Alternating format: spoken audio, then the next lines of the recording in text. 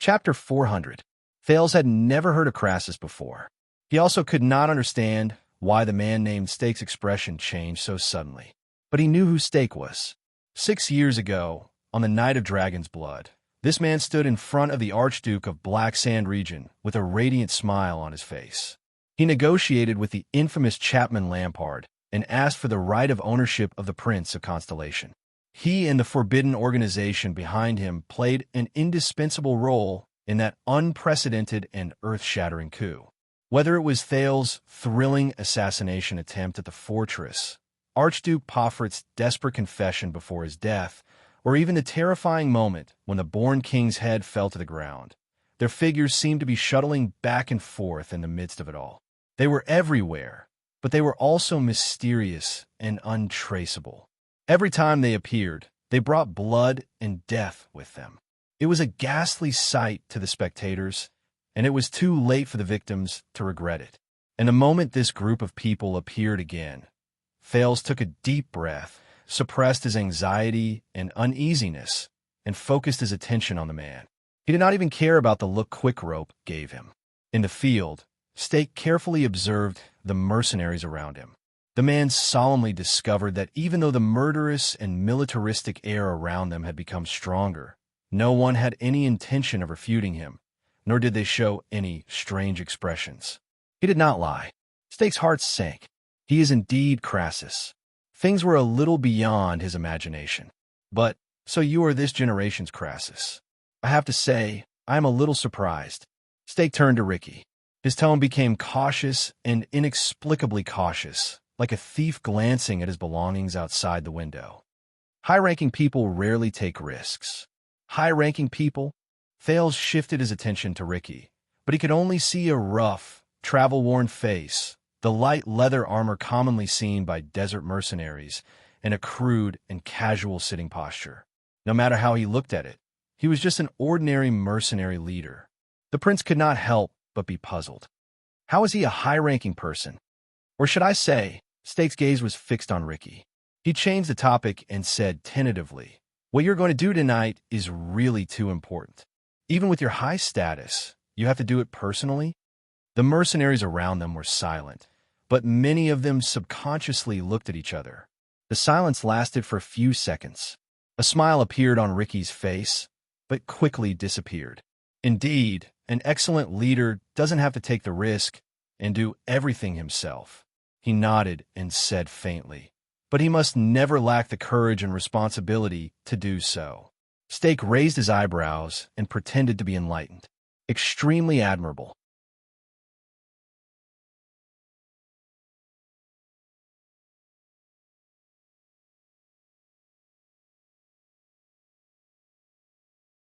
I promise you, if anything happens before your head falls to the ground, your companions who are waiting outside will not be able to do anything. As a bystander, Thales quietly moved his head back a little. Quickrope continued to stare at Steak. The tavern became completely quiet, but no one would think that the atmosphere at that moment was comfortable. Steak looked at the situation around him and frowned. Damn it, this group of brainless, muscular men. But he could not turn against them. He could not. He still needed them. This group of damn. If you kill me here, the Constellations will immediately find out about your conspiracy here. The Constellations' eyes widened. Steak lowered his head with a serious expression. Your plan will not succeed. Ricky sighed. It seems like he doesn't understand. In the next second, a flash of sword light suddenly flashed. At a speed that surpassed what Thales could see with his naked eye, it instantly shot out of Klein's hand. Thales, who had been paying attention to the conversation and was caught off guard, felt his eyebrows twitch. But fortunately, the tip of the sword was not aimed at him. The sudden flash of sword light stopped in front of Steak's neck. A second later, Steak, who had reacted to the situation, could not help but take a step back. His face was pale. Asterisk whoosh. Asterisk the gust of sword wind had just blown past. Klein held a strange long sword with a blood groove and a hollow blade. The blade quietly stopped in front of Steak. The mercenaries seemed to be used to this. They were not bothered and laughed.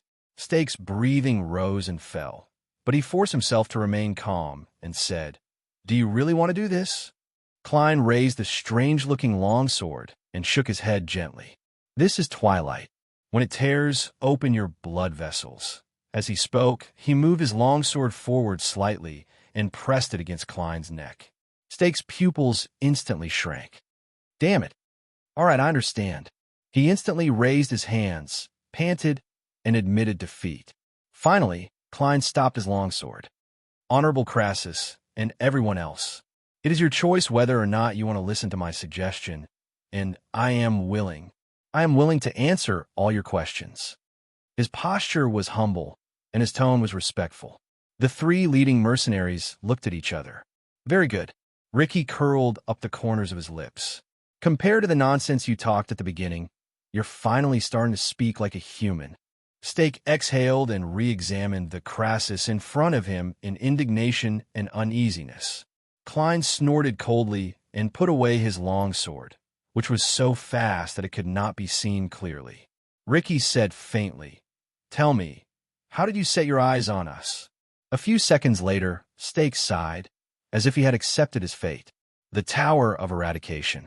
At this moment, Thales saw many mercenaries involuntarily clench their fists or weapons.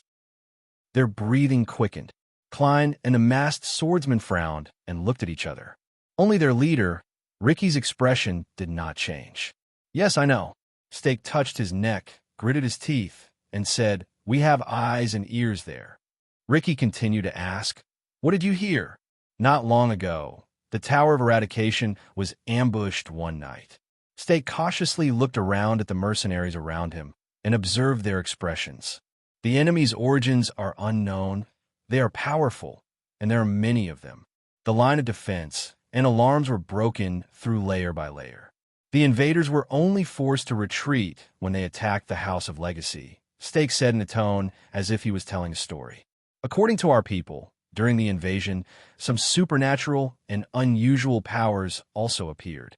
Thales' eyebrows twitched. Wait, not long ago, Tower of Eradication was ambushed, supernatural. The Prince of Constellation blinked, and in horror, he recalled a lesson a long time ago. At that time, the person who was about to go on a long journey said to him, "No way? Is it what I think it is?" This is one of the few vicious incidents in the history of the Tower of Eradication. Even if the Grey Sword Guards kept it strictly confidential, it was difficult for them to cover up everything. All 8 major sects suffered heavy casualties. Even Constellation's Red King's army besieged Sharp Blade Valley 200 years ago was not as exaggerated as this. Stake sneered and looked at the dozens of mercenaries. "You did it, didn't you? At least you were involved. You worked with Blood Bottle Gang, and they recruited many psionic warriors from the Western Desert." The mercenaries around them were in a commotion. Blood Bottle Gang. Thales covered his head in his heart. He felt that his guess was getting closer to the truth. Klein shook his head. "It has nothing to do with you. After that, you fled into the desert and returned to Blade Fang's camp. You hid in Blood Whistle, and one of our spies in the desert recognized you." Stake continued to speak. "But Blade Fang's camp wanted to send their troops to the desert. After they issued the blockade order, your mercenary group did not disperse, even though there was no more business. Instead, you continued to recruit people from all over the place. So I thought that no matter what you encountered in the Tower of Eradication, you did not intend to give up. That is why I sent someone to leave a message for you. We will visit tonight." Masked Man snorted in disdain. Ricky and Klein did not say anything. "Listen, I don't care about the grudge between you and the Tower of Eradication. After all, you have been fighting against each other for more than 100 years. When Stake saw this, he rolled his eyes and continued, "I also don't care why you ambushed that place. Do you want to vent your anger, stage a coup, or dig for treasure? You have been fighting against the Tower of Eradication for more than 100 years." A thought appeared in Thales' mind. "But I know that you are not having a good time right now. The invaders must have paid a hefty price to make the famous Tower of Eradication, which stands firmly between 2 powerful countries, suffer such damage." Stake's eyes brightened. He raised his hand and spoke in a high-spirited tone, as if he had forgotten the awkwardness and humiliation just now. "Now, no matter what you want to do, you will definitely lack manpower. especially when you want to break the infamous prison of bones in Constellation's Blade Fang's camp and launch an unprecedented prison raid. What? Tails could not react for a moment, but the others were different. At that moment, be it Ricky, Klein, or Masked Man, all of them suddenly raised their heads. They stared at Steak, who was in front of them. It was as if they could not believe it. The mercenaries also became restless. There was a slight uproar. What are they doing? Quick Rope whispered to Thales in disbelief. These people, they want to raid the prison of bones, that damn place. There must be something wrong with their brains. In the field, Steak continued to speak. This will not be an easy task. However, in the next moment, the familiar flash of a sword came. Klein's longsword was once again pressed against Steak's throat. Who told you that? The middle-aged Northlander swordsman asked coldly. Damn cockroach. It was the masked man. Ricky frowned. How did you know? Steak, who once again fell into misfortune, panted rapidly. But this time, he refuted in a manner that was neither servile nor overbearing. A few days ago, you deliberately sent some people into the prison of bones to act as spies when the time comes. Steak snorted coldly and said, Tonight, you decided to gather here. You even chased away and kidnapped our men, including this tavern owner. Isn't this obvious? Asterisk bang. Asterisk on the other side. Tampa, who had been silent for a long time, was dumbfounded. He slammed his palm on the table. F***CK. Is that why you kidnapped me? The tavern owner suppressed his anger. He was surprised and bewildered. You already knew that my home is a place that provides supplies to the prison of bones. You wanted to wait until dawn, and then use our fleet to transport supplies. Sean the mercenary slapped the back of his head and swallowed Tampa's words. Shut up. Why? Why do they want to break out of the prison? What do they want to rob? Most importantly, if this group of mysterious mercenaries really want to do this, what will they do with Tampa and the two of them? The chaotic scene lasted for a few seconds before Ricky raised his arm again and calmed down. We underestimated you, Steak. Ricky seemed to be deep in thought. His eyes were bright.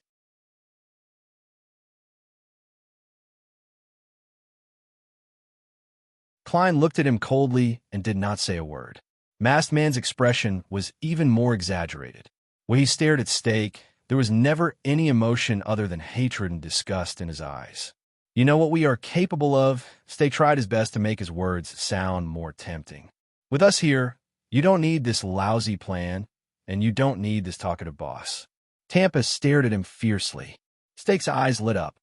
We can provide you with the most accurate information and information, fight for the best conditions and timing to take action, and even help you move out of the prison of bones, or even paralyze the guards in the prison of bones within a short period of time, so that you can prepare a safe escape.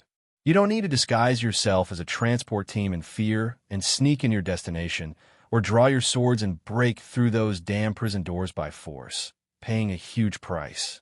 He clenched his fists lightly.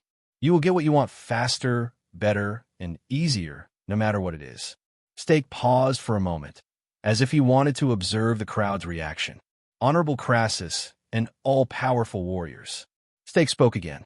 At this moment, your swords are the greatest support we can find in this unfamiliar and hostile land. At this moment, he was incredibly humble.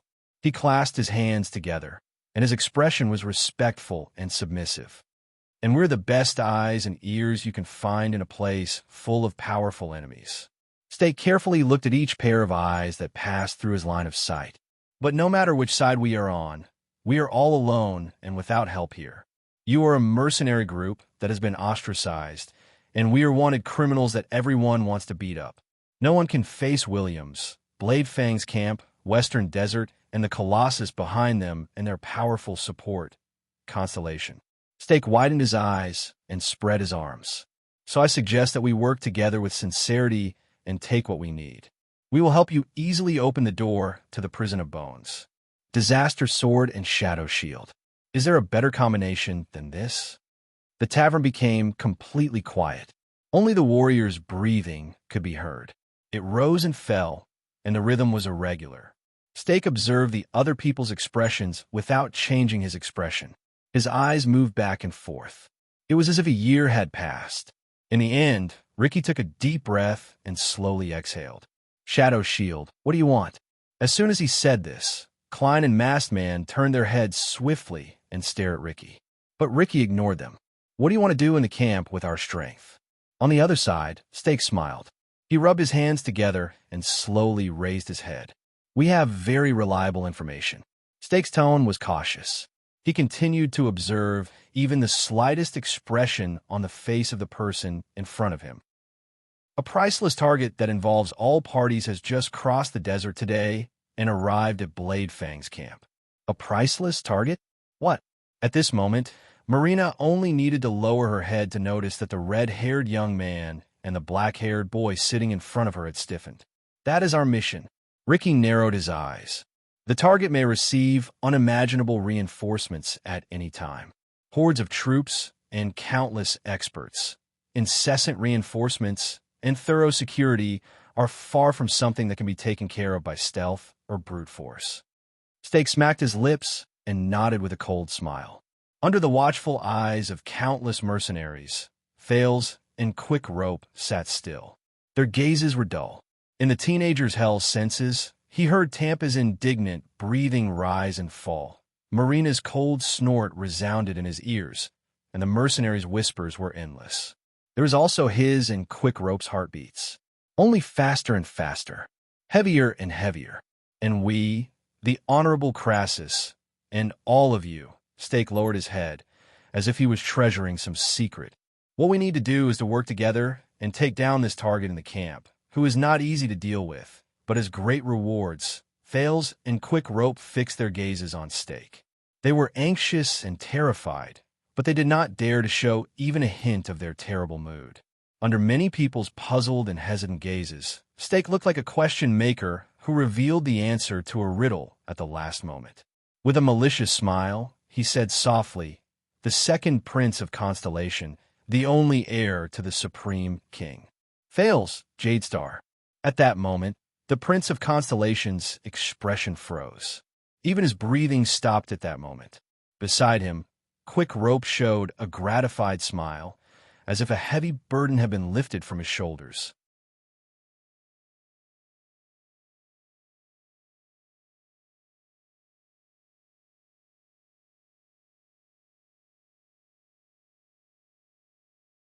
But why? Ricky took the place of the masked man and stood in front of Stake.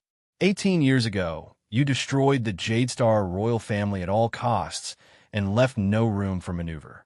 Even the branch families were affected. These words shocked Thales.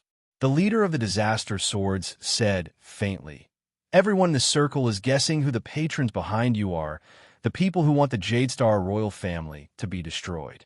Now, you're telling me that you want to capture the last Jadestar prince alive? Why?"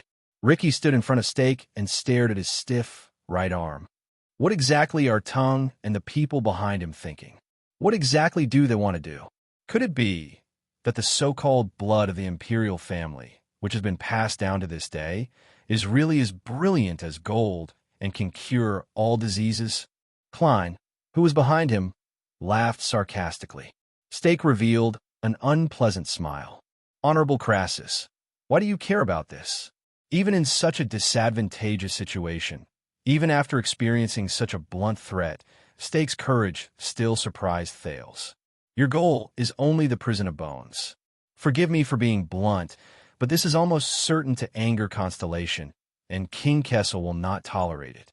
In this situation, on the basis that you can better achieve your goal, you turn to help their enemies and shake their political situation. Isn't this a brilliant move that suits your interests?" The masked man behind Ricky sneered. "Then you completely pushed us to the opposite side of Constellation, and we had no choice but to board your pirate ship." The masked man clenched his fists. Just like the assassin's flower 18 years ago, the Charlton family. Charlton. This name, which he had not heard of for a long time, made Thales sink into deep thought. Stake's smile remained. Sometimes when you want something, you have to choose a side. If it's not this side, then it's that side. He still had that amiable look that said, "I'm sorry, but this is the reality." He was like a dedicated, hard-working, but helpless tutor. Besides, you've already made your choice. When you hijacked this tavern and planned to break into the prison, Steak let go of his shoulders, took a deep breath, and stood up straight. He looked like a generous man who was about to be escorted to the execution ground. He had a faint smile on his face that caused people to be unable to help but cast sidelong glances at him. Isn't that so? The mercenaries stirred. Masked Man and Klein looked at each other. Ricky still did not move. He quietly stared at Steak. Thales and Quick Rope exchanged glances between themselves by the table. Their leader's silence affected the disaster swords. The tavern gradually became quiet. Everyone looked at Ricky. Steak waited quietly. Only his eyes occasionally darted around to observe the people around him. After a long while, Ricky's gaze on Steak changed a little. The leader of the disaster sword smiled and moved his chin a little. Just like him, the same. Steak, who had expected that he would be questioned, was stunned for some reason. What? Ricky snorted softly and turned around. How funny. Ricky sat down again, as if he did not care about the person in front of him. At that moment, the way you spoke and what you said were exactly the same as Tung. Steak's pupils instantly trembled. Tung. Thales heard the name with short syllables again. Ricky leaned back on the stool and raised his chin. His gaze at the ceiling became unfocused. I have seen that man, if Tung can still be considered a man. Sometimes he is cunning, scheming, and cunning. Sometimes he is passionate and ambitious. His existence is the world's merciless mockery of human nature. Steak slowly lowered his head. Are you old acquaintances with the Shadow Master? Ricky curled his lips. Yes, Tung. I have seen his methods and how he does things. I have to say, he is unforgettable. Steak smiled. He was about to answer, but in the next second, Ricky's eyes shone with a terrifying glare. So I absolutely do not believe it. Ricky lowered his head abruptly and stared straight at Steak. His tone was urgent and resolute, and it was unprecedented. I absolutely do not believe that my contact and meeting with him is a coincidence or luck. I also do not believe that any cooperation with him will be a win-win result. Even if there are short-term benefits, it cannot cover up the greater losses we will suffer in the long run. Steak was surprised. Leave immediately, Steak. Ricky's face was dark, and his tone became firmer. He did not allow anyone to refuse. Out of admiration for your courage, I will not make things difficult for your companions who are hiding outside the house. When he heard this, Thales breathed a sigh of relief. Fortunately, as long as I'm not directly involved, I still have a chance to deceive them. Steak stared at Ricky in a daze. He looked at his cold gaze. Please forgive me. I'm not quite sure about your... Ricky snorted coldly, and his words were short. I don't trust you. I especially don't trust Tung. He straightened his back, and his entire body instantly turned into ice. He said through gritted teeth, So, worry about that stupid prince. We have nothing to do with each other. Is that clear enough? Steak stared at him, as if he did not believe that they would refuse. But there was surprise and hesitation in his tone. You are alone and without help. The process of breaking into the prison of bones will be very difficult. Even if you are lucky enough to succeed, Constellation will not have a place for the disaster swords in the future. Klein snorted softly and said, If we were worried about what you said, then we would not be here at all. Also, don't call us disaster swords. No one likes that title.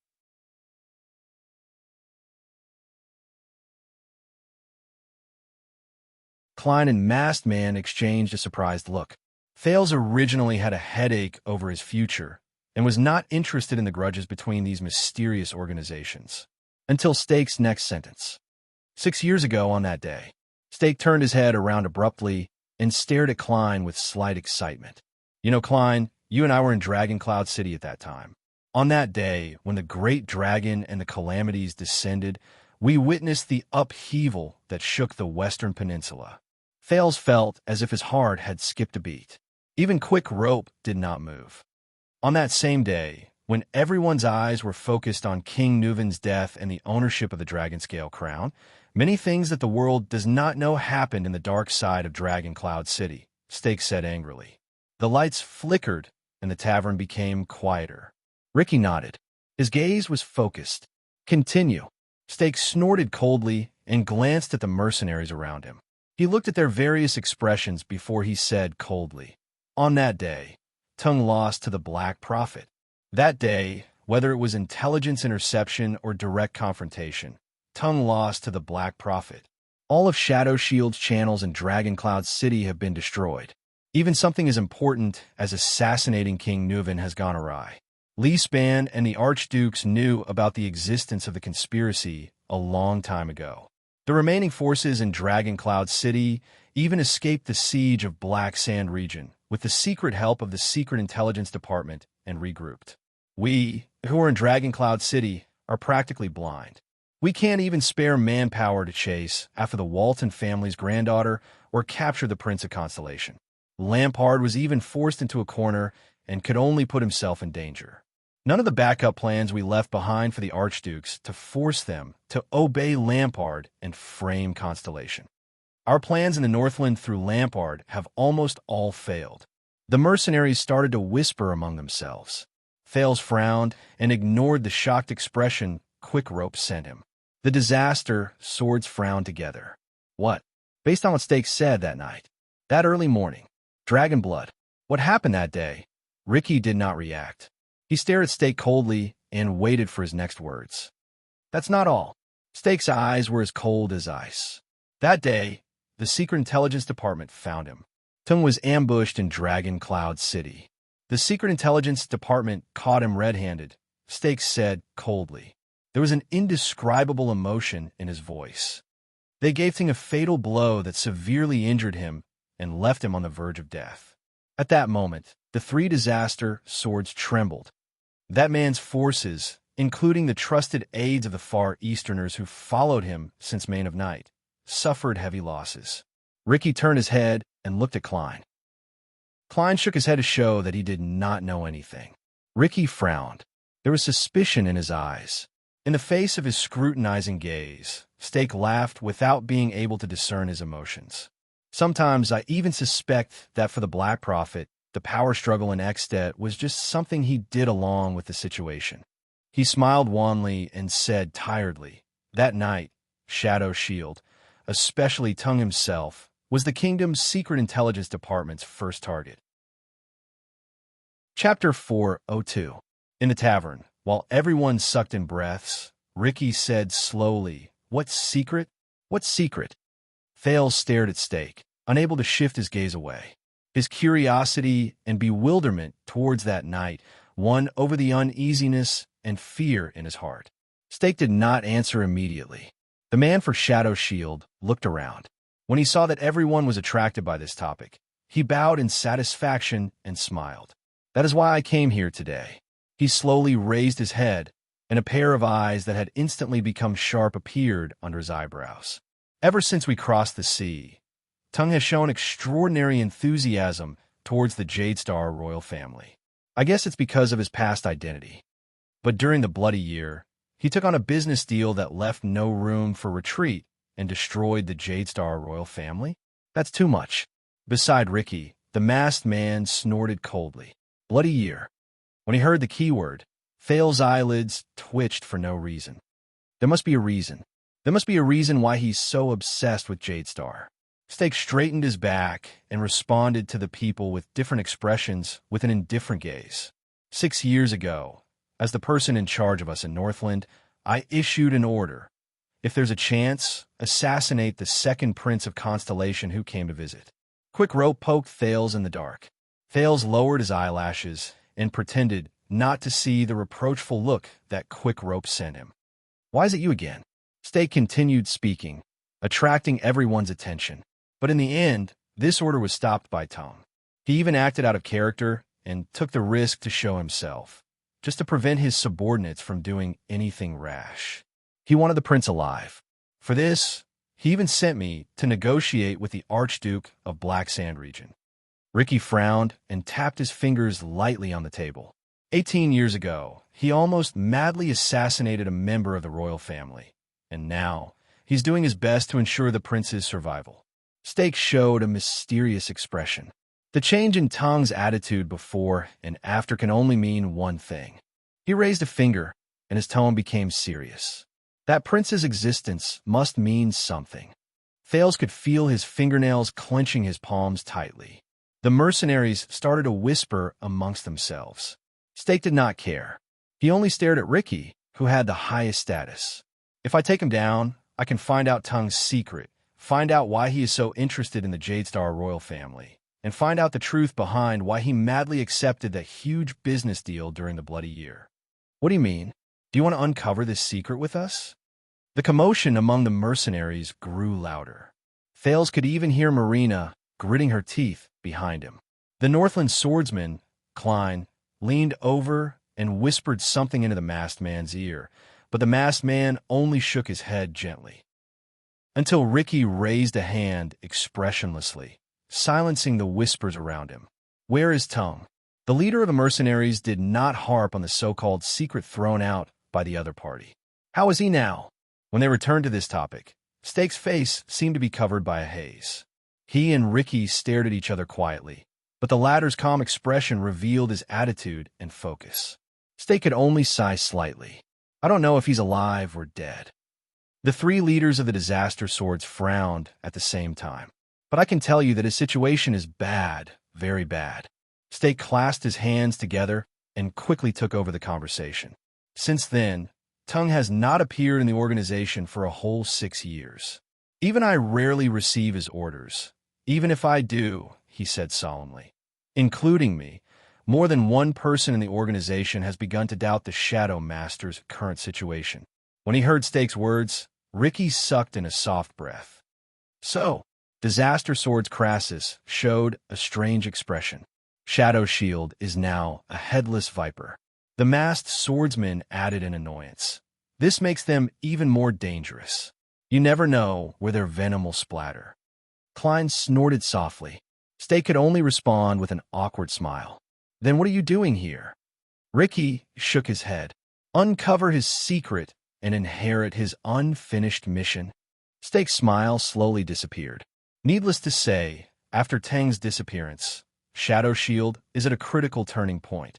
Stake coughed. As I said, taking down the prince is the key to solving the puzzle. It is a summation of Tang's actions over the past decade. Masked Man snorted softly. It sounds like you are very dissatisfied with your master. Dissatisfied? Stake's expression first changed. Then he shook his head resolutely. No, I came here to save Shadow Shield, who has nowhere else to go, from despair and trouble. We can't continue like this. Shadow Shield needs to be motivated, needs to rise again, needs new stimulation.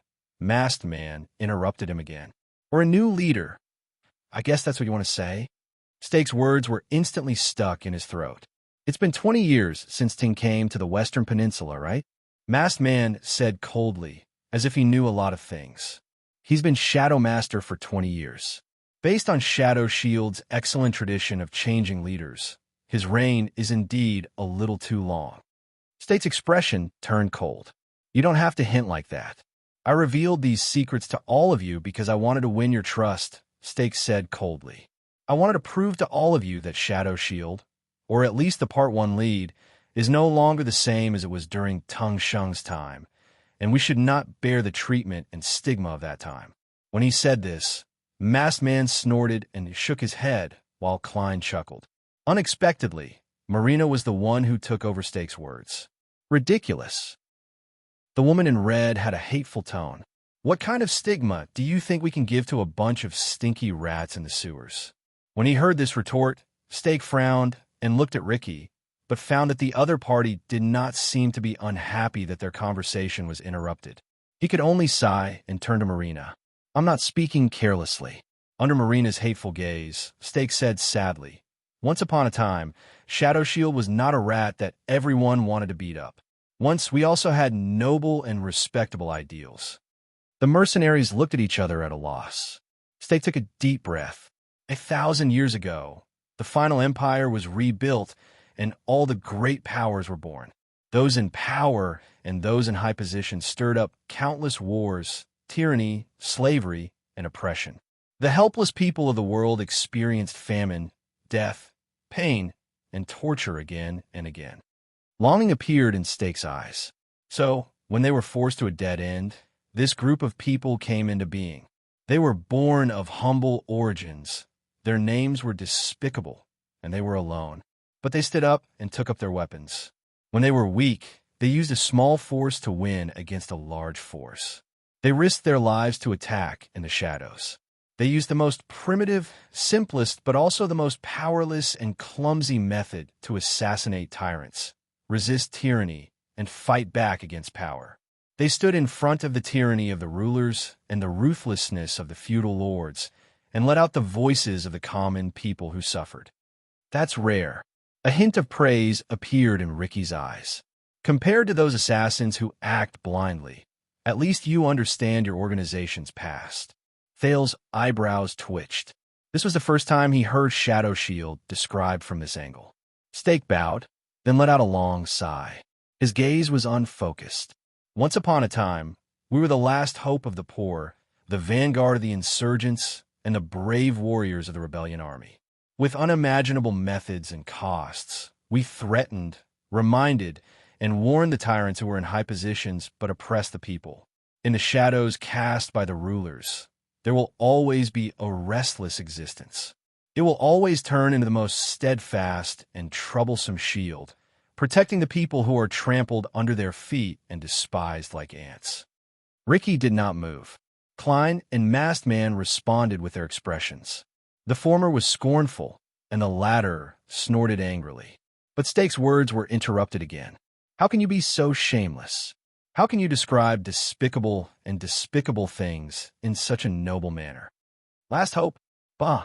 Marina gritted her teeth and said, Scum, do you know how many innocent people had their families destroyed because of you during the bloody year? Stake looked back at Marina with slight surprise.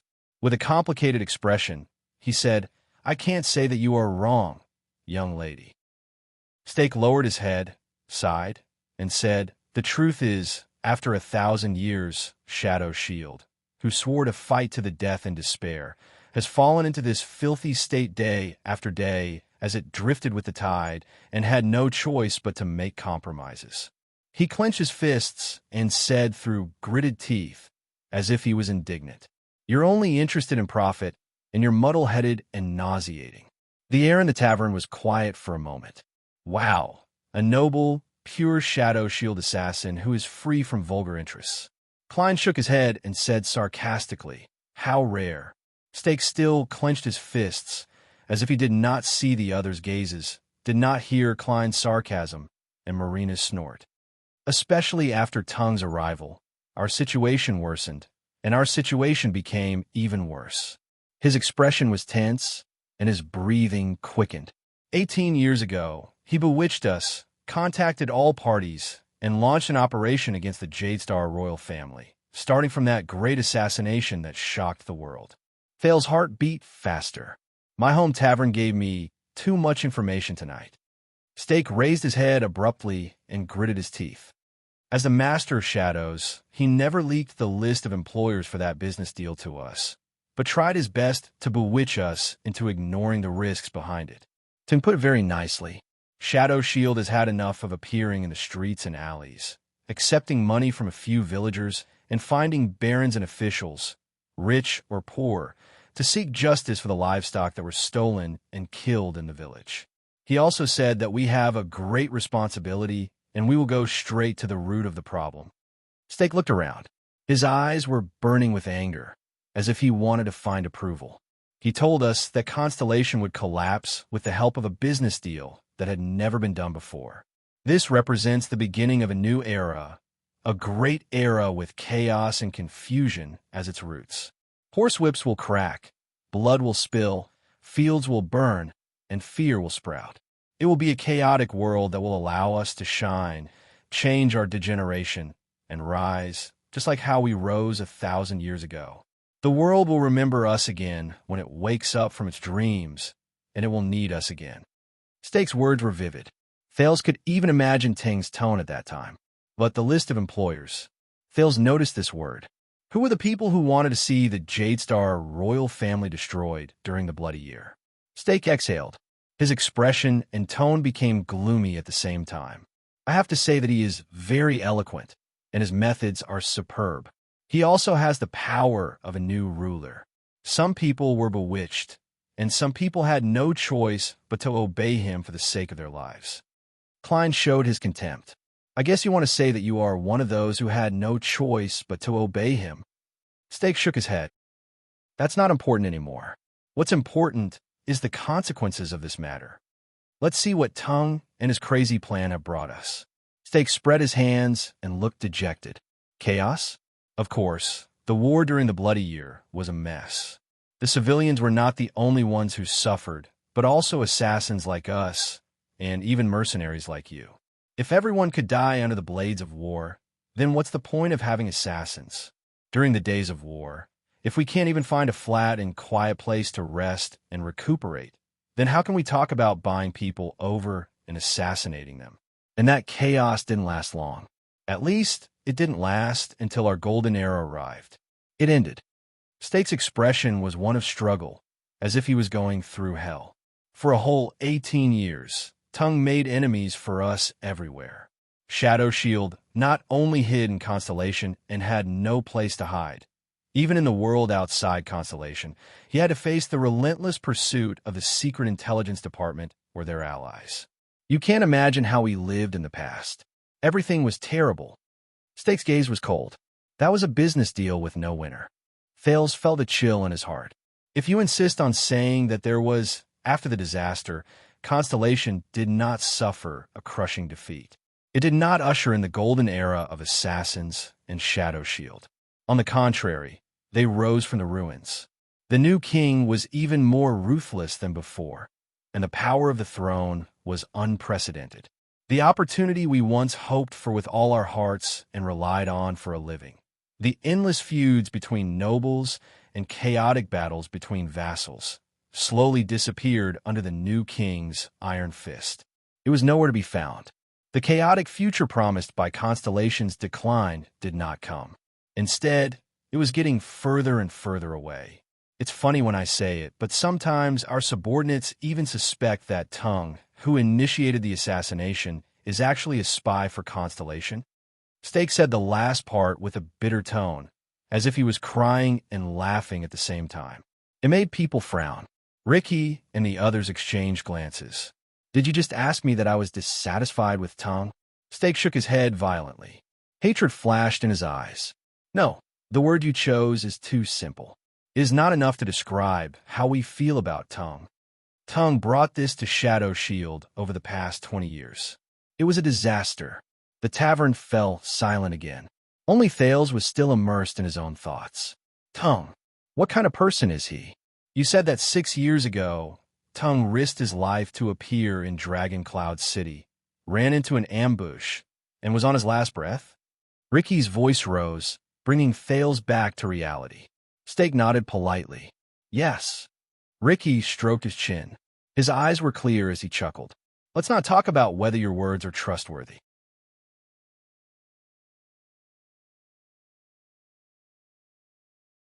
As he said this, the new guest bowed slightly. Thales moved a little. He subconsciously felt that he had seen this man before.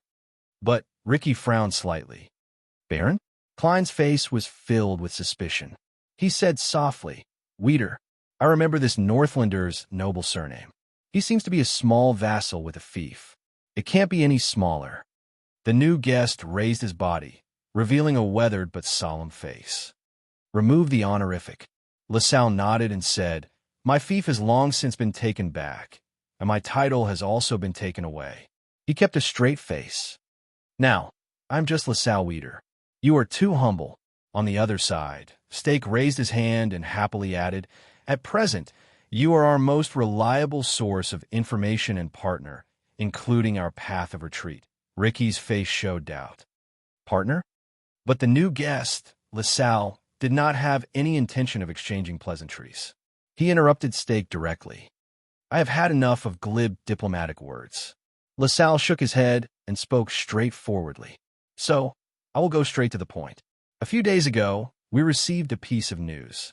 His face was solemn, and his voice was so deep that the others could not help but listen to him. An informant secretly found traces of Thales' Jade Star in the desert. Thales' heart skipped a beat. Even Quick Rope did not move. The informant has already followed the target, but because he is short on manpower and is in the enemy's territory, he has no choice but to ask us for help and arrange for their evacuation. LaSalle frowned and said, "The deadline for the evacuation was last night. According to the plan, our informant will bring his prince captive to us." As Ricky listened to LaSalle's narration, the doubt on his face never disappeared. Fales, on the other hand, stared at the ground and did not move. But it is already midnight, and the informant has not responded. LaSalle exhaled and said sternly, "Because of this, we have reason to believe that he has failed. This is why I came here today, broke the usual practice, and urgently asked for help from both of you." LaSalle looked at Stake, who had a smile on his face, and then at Ricky, who had an infuriating expression. The new guest gritted his teeth and said, "Fales Jadestar may have escaped our control and obtained the official protection of the camp. We must strike like lightning and take back the target before the army returns to provide reinforcements. We are short on time, and the sooner, the better." Ricky and his companions exchanged glances with each other. "Are there any clues?" LaSalle nodded. "Our informant is a mercenary." LaSalle looked around with a stern expression. "The name he uses in the desert is..." Chapter 403. The entire tavern fell silent once more. "Dean, Big Dean, Bald Dean?" Ricky stroked his chin and said with sudden realization, "The Dean in Dante's greatsword who is quick-witted, skilled, and has a bright future." LaSalle was silent, while Stake nodded in agreement. "Your informant really hit it well." Ricky clicked his tongue and shook his head. Dante's greatsword?" Tampa frowned and scratched his chin. Ricky raised his eyebrows. "Wait. That means, at that moment, the gazes of many mercenaries, including the tavern owner Tampa, who was held hostage, followed Ricky and turned to the other side in unison. Their gazes gathered on Fales, who widened his eyes, and Quick Rope, who had a dumbfounded look on his face. "What's going on?" Fales thought in a daze, as he became the center of attention again. "Hey!" Marina turned to Sean with a suspicious gaze and whispered, "I remember that these two people are in Dante's great sword." The mercenaries began to whisper among themselves. Ricky stared at the two of them with great interest. He seemed to have understood something. In the face of everyone's scrutiny, Fales could only show a subtle and awkward smile. "You really came up with a good idea." Under everyone's gazes, Fales maintained his expression. Without moving his lips, he hissed at Quick Rope in dissatisfaction. "Are you looking for a professional to deal with the corpse?" He desperately controlled his gaze to avoid looking at the human-shaped sack by his feet. "What do we do now?" Beside Thales, the former Prince of Extet's face was also twitching. He put on an awkward expression, as if he did not know whether to laugh or cry. Calm down, calm down." Quick Rope wiped his sweat and put on a fawning smile at the fierce mercenaries around him. "There will always be a way." The guests outside Blood Whistle noticed these small changes, but they obviously did not have the spare energy to care about these small matters among the mercenaries. LaSalle coughed. "In short, that is our target. Even though we lost our initial clue, we still have reliable information from our informant." But at this moment, Ricky shifted his attention away from Thales and Quick Rope and raised his hand. "Wait, this is Mr. LaSalle Weeder." The leader of the Disaster Swords said faintly. Following his voice, the lights in the tavern swayed slightly, bringing up the shadows of people. Ricky looked up and smiled. "We haven't agreed to cooperate with you yet." LaSalle was stunned. The man, who had the air of a noble, put on a stern expression and looked at Stake. "When you informed me, I thought you had convinced them?" Stake spread his hands and put on a helpless smile. "The road to happiness is strewn with setbacks." LaSalle's brows furrowed and relaxed, perfectly suppressing his dissatisfaction.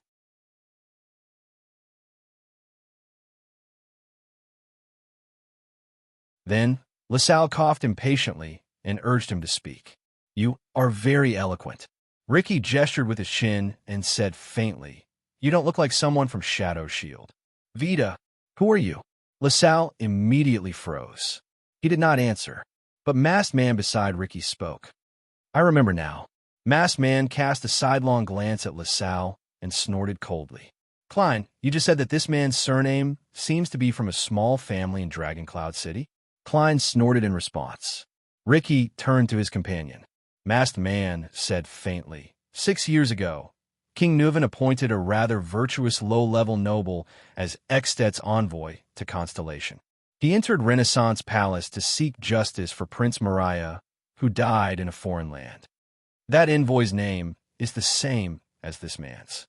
At this moment, LaSalle was slightly shocked, but he was not the only one who panicked.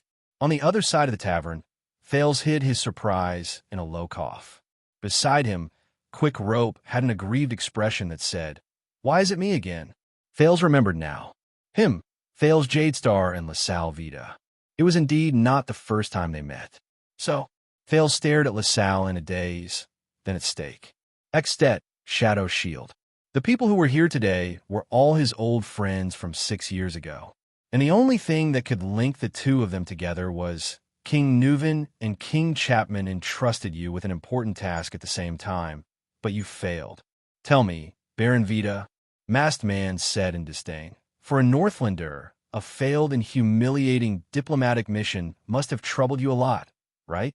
LaSalle Vita's face instantly turned livid. Stake coughed and came out to calm his cheeks. Can we? But LaSalle interrupted him. I don't deny my failure. The former Extet envoy clenched his fists and said solemnly, that is indeed a stain in my life. His voice trembled slightly, and I have paid the price. I am no longer a baron. Masked Man snorted and shook his head. I'm guessing the Dragon Cloud City did not deprive you of your title for no reason, and Black Sand region could not give you any more compensation. Masked Man walked slowly to LaSalle and looked down into his eyes. After all, no one likes a traitor who appears to be loyal to Dragon Cloud City on the surface, but secretly colludes with Black Sand region. He said coldly. The moment he said this, LaSalle raised his head abruptly. The former envoy glared at Masked Man in anger.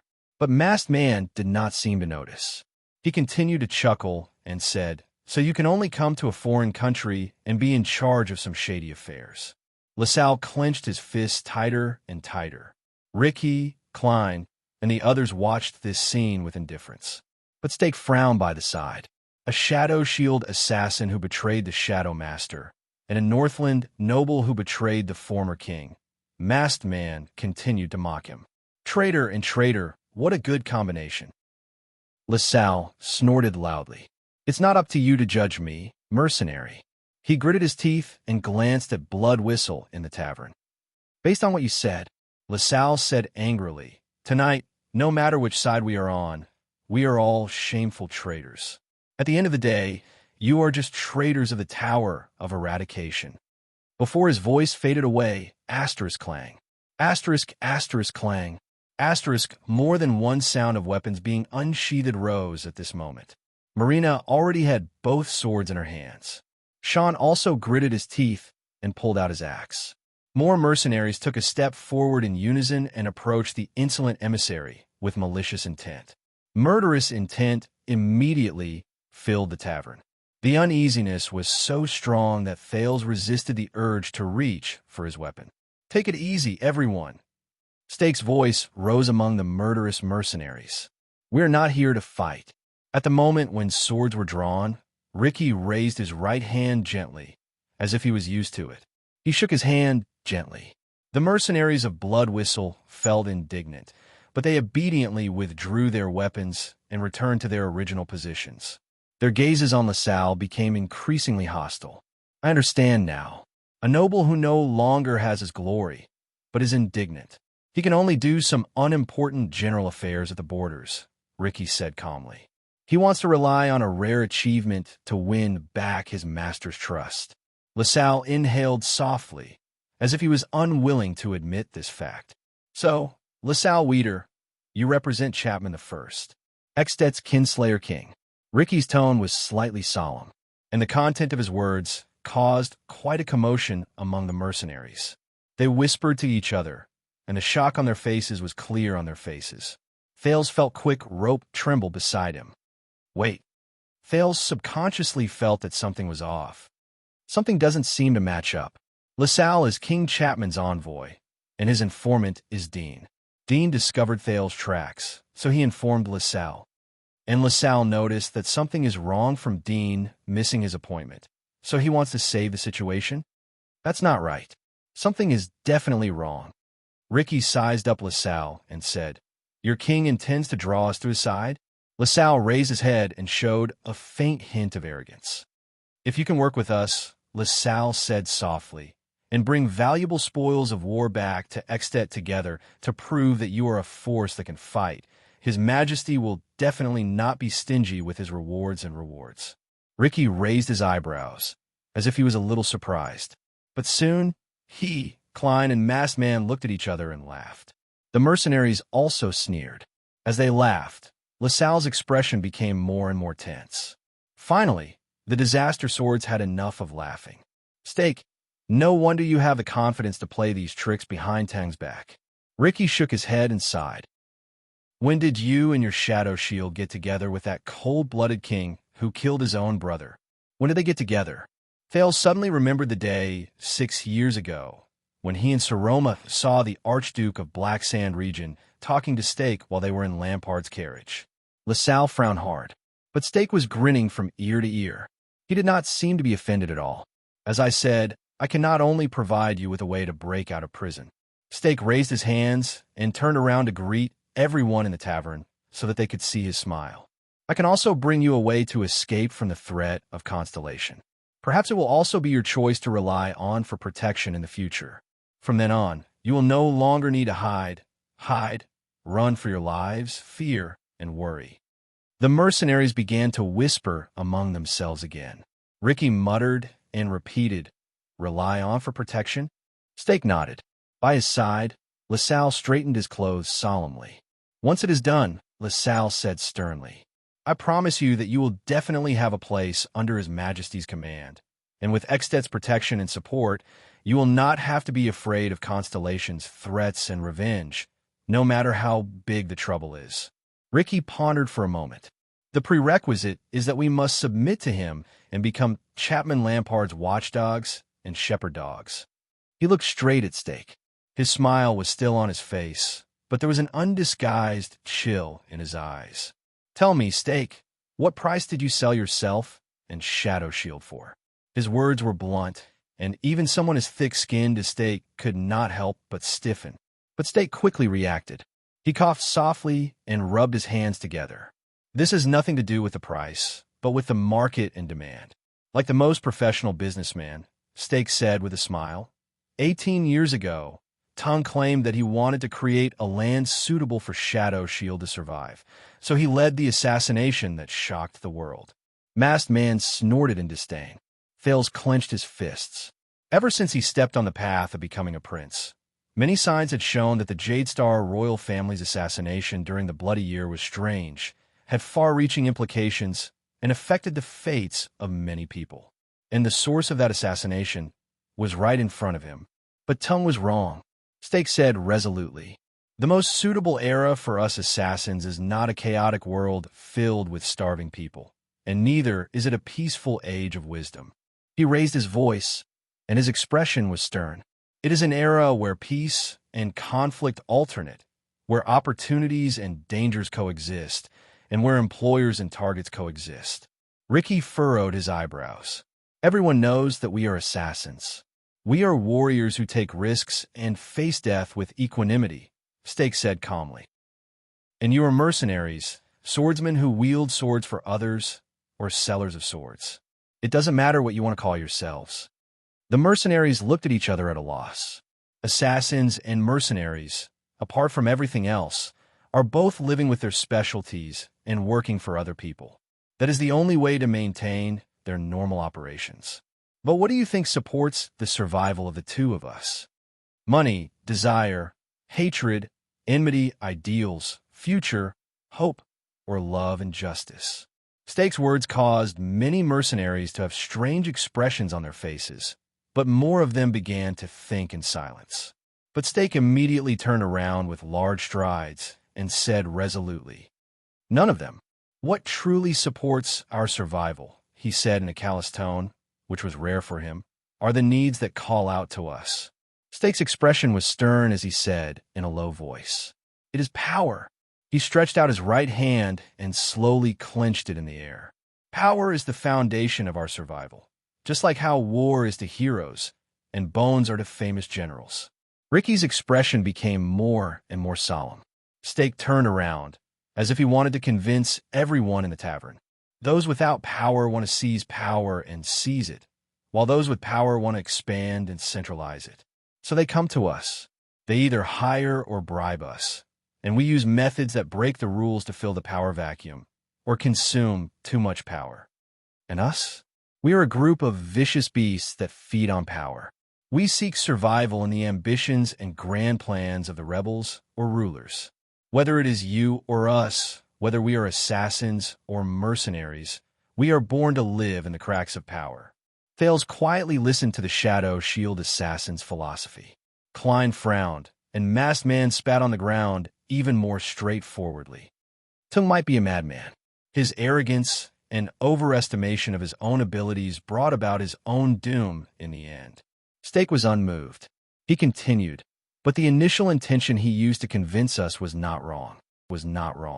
We, Shadow Shield, need an era that is suitable for us to live in, so we should take the initiative to create it instead of waiting for the era to eliminate us. And what we really need is power to demand us, a power that is powerful but still needs us. This is what can guarantee our survival. Steak turned around again and faced the three disaster swords. There was an unusual fanaticism in his eyes. That is why we need such power. A ruler who has a country, an army, land, and people at the same time to buy and hire our services and maintain our existence. But he cannot be too strong, so strong that he tries to control us and annex us, just like how Constellation controls the kingdom's secret intelligence department. But he cannot be too weak, so weak that he cannot support us or protect us, just like the pitiful vermilion tail guards of Anlenzo Dukedom. Steak put up a finger, twitched the corners of his mouth, and nodded. This is the secret that allows assassins and mercenaries to live forever. The assassin ended his speech, but the mercenaries looked at him suspiciously. So, this is the power you found for us? The Kinslayer King? Ricky raised his eyebrows. Steak exhaled in resignation. Thanks to Tung, Constellation is already our destined enemy, and Constellation is recovering and rising. This is really not good news for us. In this case, I guess that we don't have many choices left. Steak showed a mysterious smile, as if he had remembered something. And I have to say, King Chapman is a very special king. Besides, Chapman the First fits our standards very well. He is strong and powerful. Not long ago, he completed the purge of Black Sand region and became the suzerain of Extet. Secondly, Extet is an internal strife. Although he is at the peak of his power, he is also in trouble. The Archduke is eager to fight. The enemies outside are eyeing him covetously, and the disputes in his territory are difficult to settle. And King Chapman's ambition is unfortunately all-encompassing. He will need us. As Steak spoke, he exchanged a glance with LaSalle, who nodded. Have you solved your doubts? LaSalle asked faintly. By the way, the premise of all the above is that we can live up to expectations and complete the mission today and seize back our target. But Ricky obviously had other opinions. Power is the foundation of our livelihood. He rubbed his chin. Interesting way of putting it. But you left out half of it, Steak. Steak raised his hand to show that he was all ears. LaSalle frowned, as if he was dissatisfied with the group's lack of cooperation. Ricky leaned forward and pointed his index finger at LaSalle. The Kinslayer King, or any other power, will slowly seize our throats when they develop step by step. And when they become completely powerful, they will not leave us with too many choices. Slowly became focused. He will turn you into the secret room and the secret intelligence department who spread rumors, and turn us into the white blade guards and royal guards who guard the door and sweep the floor. If you are unwilling, Masked Man snorted angrily and crossed his arms. Also, once Chapman Lampard becomes so strong that he can ensure the stability of a region, the prosperity of a country, and the peace of an entire lifetime. Ricky sneered. It's just as you said, Steak, a peaceful and wise world is not suitable for assassins. Steak smiled but did not say anything. LaSalle did not move. So, what you want is not loyalty or attachment. Ricky's tone suddenly changed, and his tone was cold. You want to be a parasite. Steak's smile froze on his face. What you want is not attachment or belonging, but to live on King Chapman's body like a blood leech. While you serve him, you will use his power to strengthen yourself, and his shadow to protect yourself. Ricky went straight to the heart of the matter and went straight to the point. And when he becomes strong enough to escape your control, when the muddle-headedness and lifelessness of this world is about to be broken by the growth of power, it will be time to abandon him. You will use the sharp blades and claws he created for you to fight against him. Secretly help his opponents, join his enemies, find your new host, and always make sure that you are in between the cracks of power. This time, even LaSalle's expression became very unpleasant. Just like that, you will live on, grow, move, become a parasite, and grow again. Repeat your cycle over and over again. Live with power and live side by side with conflict. Wherever there is power, there will be Shadow Shield. Masked Man snorted softly to show his approval. Be careful, Baron Weeder, Ricky said coldly. When blood leeches suck too much blood, they will also suffer a backlash. His tone made Steak and LaSalle's expressions turn solemn. Ricky stared at LaSalle, who put his hands behind his back and furrowed his eyebrows. A few seconds later, Ricky spoke again. But... Chapter 404. At that moment, Steak and LaSalle raised their eyebrows and looked at each other. They could not hide the surprise in their hearts. Didn't this guy just... But Ricky raised a finger again. But you have to understand that this is just a practical consideration. No matter which side completes their goal first, the other side will be in trouble. So, we can only work together. He quietly looked at Steak, then at LaSalle. Aside from this does not mean that we have boarded your pirate ship. Be it me or my brothers, the signs outside the tower have their own creeds and objectives and their own ways to survive. We do not believe in bullsh**T theories like relying on power. If Lampard or you think that you can use the grudge between us and Constellation to force us to take sides. Ricky's tone turned cold. Then you have made a mistake. Masked Man snorted and said, a huge mistake. The lights in the tavern swayed again. They illuminated Ricky's expression, making him look especially serious. Steak took a deep breath and smiled brightly. I guess this is considered happy working together. Ricky stared at him for a long time before he curled up the corners of his lips. That's right. In the next second, the mercenaries exhaled together and regained their energy. It was as if their leader's words had livened up the atmosphere. Then let's do it, Steak said with a beaming smile. We'll start with the prince. At that moment, Thales cursed in his heart. Shadow Shield, Disaster Sword, King Chapman. The three parties had formed an alliance. Their target was himself. This is not good, especially when a certain person is sitting right under their noses. The heavens do not respond, and the earth does not respond. In the tavern, the three parties, who were originally in conflict, sat down again to discuss their plans. So, you want to find a prince who was originally in your hands, but has escaped your control again? Ricky sighed. Is it that difficult? LaSalle snorted angrily. Is it that difficult? The former Baron of Extet repeated sarcastically. Over the past 3 months, LaSalle clenched his fists in indignation. For that stupid prince, the secret room and the kingdom's secret intelligence department fought fiercely at the border, and there were many casualties. King Chapman's men suffered heavy casualties both inside and outside the country. They were dispirited and disheveled. From Dragon Cloud City, the city of faraway prayers, to the great desert, everything is in chaos. Even Shadow Shield suffered heavy losses. One of their strongholds in the desert was destroyed by the orcs who appeared out of nowhere. When Steak heard this, he smiled bitterly. Thales felt a chill in his heart.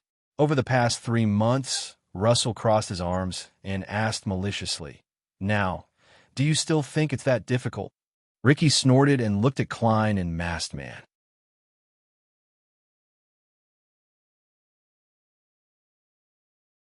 In truth, we don't need his loyalty, because he still needs to rely on us to get a windfall and treat his wife and daughter's hereditary terminal illness. We only need his loyalty to his family. You're using this to threaten him? LaSalle frowned and said, once he gets out of our control. Steak stretched out a finger and waved it in the air. Of course, it's not just this, Steak said coldly. You know, we have to secretly poison his wife and daughter on a regular basis. It costs a lot of money. The meaning behind his words made everyone feel a chill in their hearts. Despicable, Masked Man commented in disdain. Steak bowed. Thank you, he said without shame. This is a compliment to us. Thales sighed in his heart. They told us everything from the plan to the details of the operation without holding anything back. This means that they're not going to let innocent people like us leave. Thales glanced at Quick Rope, who had an innocent look on his face, and shook his head. Perhaps they're not that innocent. Ricky coughed to attract everyone's attention. So, you're relying on this to wait for news from the prince? Steak blinked. Ricky looked at him and smiled. How about this? We have another mole. Steak's eyes lit up. Oh, more reliable than yours. Ricky looked at Masked Man beside him. A constellatiate noble, a rising star under the Count of Wingfort. He's good at fighting, leads troops alone, and is deeply trusted. Steak's expression changed. Wow, a new noble. He took a deep breath and could not hide his excitement. After the bloody year, that's something we can't get. But Steak immediately asked cautiously, forgive me for offending you, but if he's a constellatiate, then his reliability and loyalty. This time, Marina stood up. She glanced at Steak with her usual disdainful gaze. There's no need to doubt his loyalty. Steak snorted coldly and said, that's not necessarily true. I just told you our secret. And do you also need to? But before he could finish, Marina interrupted him angrily. No need. The woman in red, who wielded two swords, gritted her teeth and said, he's my fiancé. Or at least he used to be. Steak's eyes widened. Even Thales was shocked. Wait. Fiancé. If Marina is the fiancé of a constellatiate noble, then that means... But before he could think about it carefully, Masked Man spoke in a cold voice. Is this enough? Love and engagement.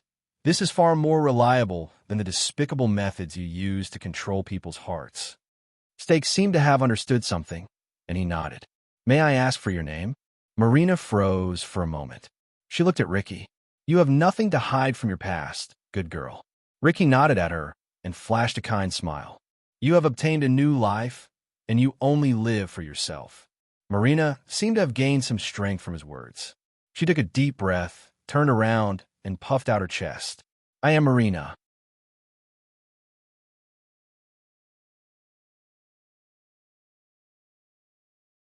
Chapter 405. In the face of the unavoidable question, Thales and Quick Rope looked at each other numbly, with great sorrow. What should we do? This was the only thing they could see from each other's eyes. But they had no answer. Ricky urged. Could it be that you need some motivation like just now? When he remembered the feeling just now, Quick Rope immediately trembled. What should we do? In the face of everyone's doubtful gazes and Quick Rope's fearful gaze, Thales could only brace himself and say, What should we do? He poked Quick Rope's abdomen, hoping that he would have an idea. Quick Rope trembled a few times before he awkwardly took over. That. He only managed to say one word before he stomped on Thales' foot and urgently asked for help. Ricky was amused by their performance. Thales glared at Quick Rope indignantly and said in a drawl, Actually, he nudged Quick Rope with his thigh, indicating that he should hurry up and continue. Quick Rope glared at him in disbelief, then braced himself and said, It's like this. Ricky smiled. He smiled very happily. Forget it. Ricky waved his hand. No one knew whether he shook his head in resignation or humor, but there was a glimmer in his eyes. Why don't you tell us exactly what happened before you arrived here? Especially Dean's whereabouts? As soon as he said this, Thales and Quick Rope froze. *T. You seem to be here to do business with Tampa? Ricky rubbed his fingers as he recalled something. I think you're here to help him kill someone? The two princes looked at Tampa. The tavern owner, Tampa, raised his eyebrows. In the face of their pleading gazes, he laughed dryly. I don't know either. Thales and Quick Rope froze again. However, many people slowly turned their gazes to the sack at their feet. That, a human-shaped sack. Thales felt cold sweat break out on his forehead. What should I do? Soon, Ricky's suspicious gaze slowly turned. He turned to the sack. *T. At that moment, Thales' thoughts seemed to have frozen. Ricky's gaze was fixed on the sack as he slowly said, "So, the person you want to kill." At that moment, "You're right." Thales suddenly raised his voice, stood up resolutely, puffed out his chest, and raised his head. Ricky, Stake, LaSalle, Klein, and Masked Man all frowned. They looked at the teenager, who was behaving abnormally, in puzzlement and suspicion. Only Quick Rope, who was next to him, stared at Thales in a daze. But in the next moment, Thales stomped hard on him under the table. Dong! Under the intense pain, Quick Rope's expression became stern. In the next second, Quick Rope jumped up. He straightened his body and said with a pale face as he trembled slightly, "It is indeed not a coincidence that we appeared here." Everyone was shocked by Quick Rope's sudden outburst, and they became even more puzzled. Thales took a deep breath and kept imagining all the arrogant people in his mind.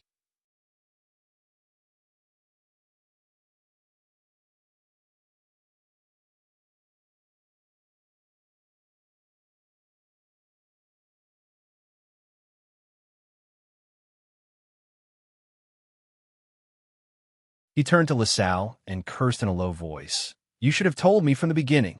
LaSalle did not say anything. He only gritted his teeth. Thales and Quick Rope stood side by side. Their smiles remained the same. No one knew that both of their backs were drenched in cold sweat. But at this moment, thud, a soft sound traveled into Thales' ears. Thales froze for a moment. Everyone was taken aback as well. Thud, another sound rang out, and it was even louder than before, but in Thales' heart, it was like a bolt from the blue. There was no other reason. Because of this sound, it came from his and Quick Rope's feet. As they followed the sound, Thales and Quick Rope lowered their heads stiffly, like frozen ice sculptures. Then, they shuddered at the same time. No, it can't be right. This came from Thales, who was stunned. Thud, another sound rang out. But the source of the sound was already very clear. It was a human-shaped sack. No, more accurately speaking, it was a person. A man who should have died, was lying on the ground with his hand on his throat in pain. Inch by inch, he crawled out of the sack that had been freed. The man looked exhausted, and his gaze was unfocused. But when he raised his head and saw Thales and Quick Rope, he punched the ground fiercely. Thud, with indignation and resentment. Big Dion, the bald mercenary who was resurrected from the dead, cursed fiercely. CK. In an instant, everyone was stunned. Be it Thales or Quick Rope, both of them stiffened on the spot. At this moment, their expressions were extremely unpleasant.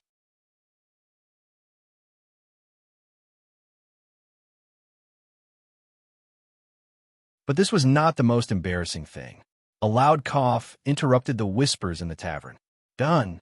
Ricky, the leader of Blood Whistle, raised his hand gently and pointed at Thales and Quick Rope. Both of them felt a chill run down their spines. Our two guests, what did you just say? Ricky looked at Thales and Quick Rope with a contemplative expression. As members of the secret room, are you in cahoots with Dean? Thales and Quick Rope froze. Dean snorted coldly at the right time. Masked Man beside Ricky snorted softly and said, "That sack is probably in cahoots with you." Ha ha ha. Quick Rope kicked the damn sack away, looked around, and laughed awkwardly and dryly. Stake raised his eyebrows slightly, while LaSalle's gaze was solemn. Even if you're doing this to survive, Ricky sighed and said, I have to say, even in my many years of life, I've never seen such a lousy liar. I've never seen such a lousy liar. At that moment, whether it was Ricky, Klein, Masked Man, Stake, LaSalle, or the various mercenaries in the tavern, after sizing up the disheveled Dean in amazement, they cast their gazes on the two princes again.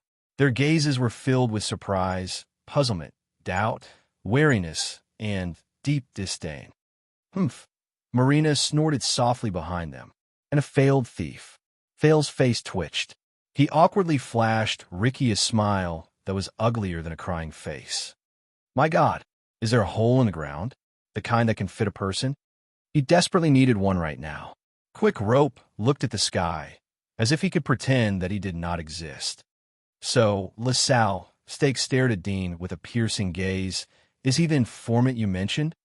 LaSalle stared at Dean from afar and nodded. Ricky then focused his attention on Dean. Wow. Ricky clicked his tongue and shook his head. You're really unexpected, Big Dean. Dean lifted his cold gaze and glanced at Ricky warily. He then sized up the mercenaries around him. I always thought that you kept rejecting our invitation because of a lady, Ricky said with a smile. Now I know. So, it's because of another lady. Dean snorted coldly and rubbed his neck, which had turned red. All of you really exceeded my expectations. He swept his gaze over Stake, Ricky, and LaSalle one by one. Shadow Shield, Disaster Swords. Dean's gaze lingered on the last person for a very long time. And King Chapman. LaSalle coughed with a tense expression. All of this is for Extet. Dean snorted softly. The tavern fell silent. Thales watched their interaction and became anxious. This is bad. The lie he and Quick Rope made up at the last minute was exposed by the true culprit. And now, as long as Dean pointed it out, what should I do? What else can I do? Asterisk clap, clap, clap. Asterisk Ricky clapped his hands. Very good, Dean. I believe that you already understand the current situation, and no matter how you fell into the trap of these two thieves, he looked at Thales and Quick Rope, and his expression turned cold. Get rid of these two scumbags. Ricky waved his hand gently. There was a chilling tone in his voice.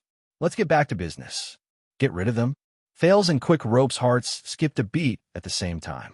They turned their heads in horror and looked at the mercenaries around them. Their expressions slowly turned from surprise to fierceness. In the next second, Marina and Sean snorted coldly and pulled out their weapons together with the 5 or 6 mercenaries around them. Damn it! Thales and Quick Rope looked around. Their faces turned pale, and they subconsciously took a step back. Their backs were pressed against each other. Have you had enough acting, boy? Marina's expression was cold. She spun the 2 swords in her hands. It's time for the curtain call. The mercenaries pressed forward with a murderous aura. In the next moment, Thales and Quick Rope felt a weight on their shoulders. Asterisk clap. Asterisk wait. A low but steady voice interrupted the aggressive footsteps of the mercenaries. This time, it was Thales and Quick Rope's turn to be stunned. They turned their gazes around and stared in disbelief at the man who stood between them. I don't want to fall into their hands. The bald Dean, who had just escaped death, had his hands firmly on their shoulders. With a solemn expression, he pushed them away and spoke in a barely audible whisper through gritted teeth. I don't want to fall into their hands. Then listen to me. He did not hide the volume of his last sentence. It was filled with hatred and anger. You 2 damn bastards. Thales and Quick Rope were suddenly stunned. The former was deep in thought, while the latter lowered his head in embarrassment. That's right.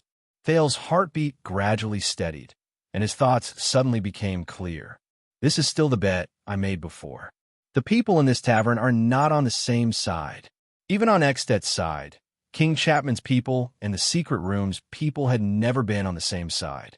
They were wary of each other and did not trust each other. 6 years ago, the secret room did not stand on King Nuven's side. 6 years later, it was even more impossible for the secret room to be blindly loyal to King Chapman. And this is my chance. Madame Calchant, thank God. At this moment, Thales suddenly missed the red, which had a friendly tone and a friendly smile. She claimed that she was not loyal to any family or the king, but only to Extet. He was sincerely grateful for her persistence and independence. He even hoped that, at this moment, the secret room's power could be a little stronger, just like the secret intelligence department. The mercenaries in the tavern frowned. Klein also stood up and placed his hand on his long sword, Darklight. What's wrong, Dean?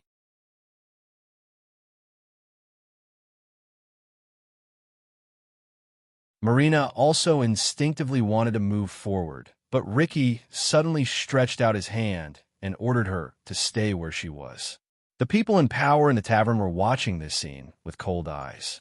Dean grabbed Thale's collar with one hand and strangled Quick Rope's neck with the other. His eyes were burning. Thale's expression was indifferent, as if he was facing death with equanimity. Anyway, I wasn't the one who strangled you just now. Quick Rope, who had a guilty conscience, stared at Dean in shock and bewilderment. He felt as if thousands of ants were biting his heart. Dean's expression was terrifying. His face was contorted, as if the two people in front of him were his mortal enemies. "Do you think that death is the worst thing that can happen to you?" he said through gritted teeth. His gaze was fixed on Quick Rope. "You don't know that there are things in this world that are scarier than death." Quick Rope's eyebrows twitched. "This was all his idea, Dean. I was forced to do it." Quick Rope trembled and pointed at the indifferent Thales.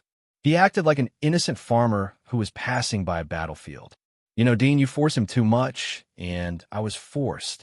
Thale's expression was one of indifference. Everyone frowned and looked at the trembling Quick Rope. "Shut up, Quick Rope." With complicated emotions, Dean suppressed the resentment and hatred in his heart and said meaningfully, "You're a coward who changes direction when the wind blows. The only reason why Madam kept you in the secret room is because you have a good family background. But she definitely did not expect that a good-for-nothing like you could be so ambitious." Quick Rope's expression froze. He lowered his head, pretending to be sincere. He did not say a word. After a moment, Dean, who had a terrifying expression on his face, seemed to have finally suppressed his anger and desire for revenge. He let go of the two people in hatred. "It's not that simple. Both of you, the fate of traitors," he said coldly. "It will be handed over to Madame Calchon. She will decide it herself." Thales and Quick Rope did not need to perform. They were already drenched in cold sweat, but they were no longer afraid of Dean at that moment. The tavern was silent. Only Dean and Quick Rope's intense panting could be heard. Countless gazes were still locked on them. "Huh." In the distance, LaSalle, who represented King Chapman, sneered. "The secret room is really friendly and united." Dean snorted coldly and did not care. When he heard this, Thales felt inexplicably relieved. Fortunately, at least. Chapter 407. Enough. Ricky raised his voice and ordered the mercenaries to put away their weapons and return to their original positions. He looked at the three of them impatiently. "I don't care about your internal grudges, whether it's the secret room or Extet." LaSalle and Dean looked at each other before they looked away. "The three of you tell me." Ricky's patience seemed to have reached its limit. "The Prince of Constellation, where is he?" Thales tensed up again. Beside him, Quick Rope, who had just escaped Dean's gaze, sighed and patted his chest. Dean snorted coldly and turned his head around. "What does he have to do with you?" When he said this, Stake, LaSalle, and the Disaster Swords all frowned. Ricky tilted his head slightly, and a cold glare shone in his eyes. "That's right. That stupid prince has nothing to do with us. But he is related to whether we can get help from our allies," Ricky said. Stake smiled and bowed at the right time. "So he's our business." Ricky's tone became colder and colder, and it made them have the urge to retreat. "You have always been smart, Dean, so you better understand one thing. Right now, we are in control of this place, including who can come in and who can go out, who can walk out, and who must go out lying down. Do you understand?" As he said this, the Disaster Swords drew out their weapons in unison. Asterisk swoosh. Asterisk Dean's expression froze. He looked around with a solemn expression. He observed the tavern, which was as sturdy as an iron wall, and sensed the hostile gazes of the mercenaries. "No," Thales sighed in his heart. "There's still too many of them." Finally, Dean exhaled, and his tone became more relaxed. "All right," Dean said reluctantly. "The secret room must participate in your plan regarding the prince. Even if you hand him over to King Chapman, it must go through our hands." LaSalle's expression tensed. "If the secret room is still Extet's, then you should not." Asterisk bang. Asterisk there was a loud sound of a heavy palm slamming on the table. It made Thales and Quick Rope tremble. "That's your problem," Ricky said word by word. His tone was as cold as winter frost. "I don't F asterisk King care at all. The atmosphere in the tavern instantly tensed up, as if someone was pulling on a thin rope. I don't care which one of you captures the prince. I don't care if you roast him or eat him alive. I don't care if you skin him or break his bones. I don't care if you kill him or F***CK him. But do you know, whoever stops us from accomplishing our goal is our enemy. Mortal enemies. And if you become the mortal enemies of the Outer Tower inheritors, trust me, you don't want that. Ricky glanced at LaSalle and Dean. His gaze was filled with a deathly stillness, causing the latter two's heart to skip a beat. So I'm going to ask you one last time, Dean. Ricky's expression turned sour. Beside him, Masked Man and Cray looked at each other. Cray then extended his hand towards Gloom.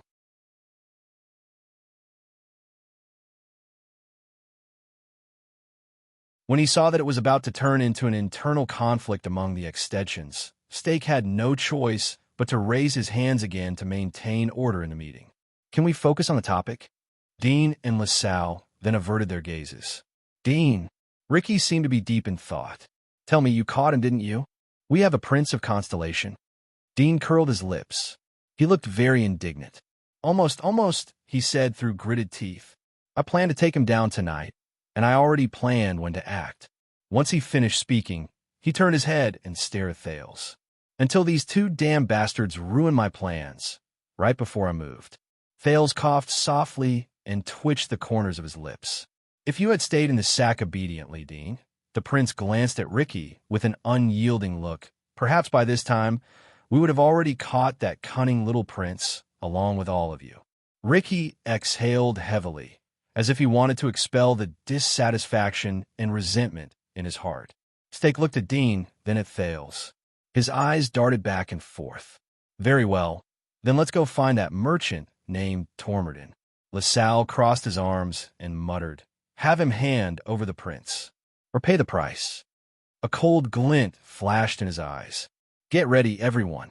We'll start planning now. Ricky knocked on the table and snorted. We must attack Tormorden's house and the prison of bones at the same time, and both must be completed at the same time. Stake, I need you to be in charge. Following his orders, the disaster swords moved.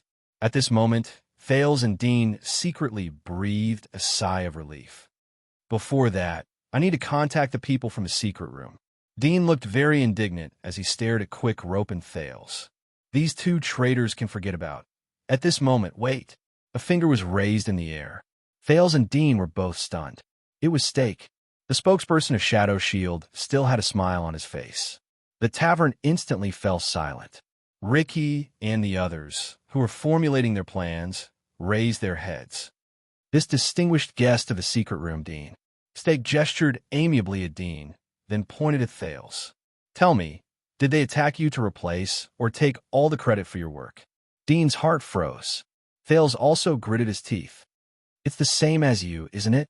Dean said calmly. Stake of Shadow Shield, the person who betrayed the Shadow Master. But Stake ignored his sarcasm. Instead, he continued asking, and you met the prince in the desert. Because you were not confident, and you were alone and without help, you did not dare to take action?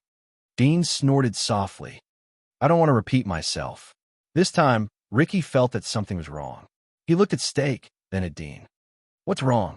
Stake waved his hand, signaling him to calm down. But look at you, Dean. You don't look like you're alone and without help. Stake's expression was rich.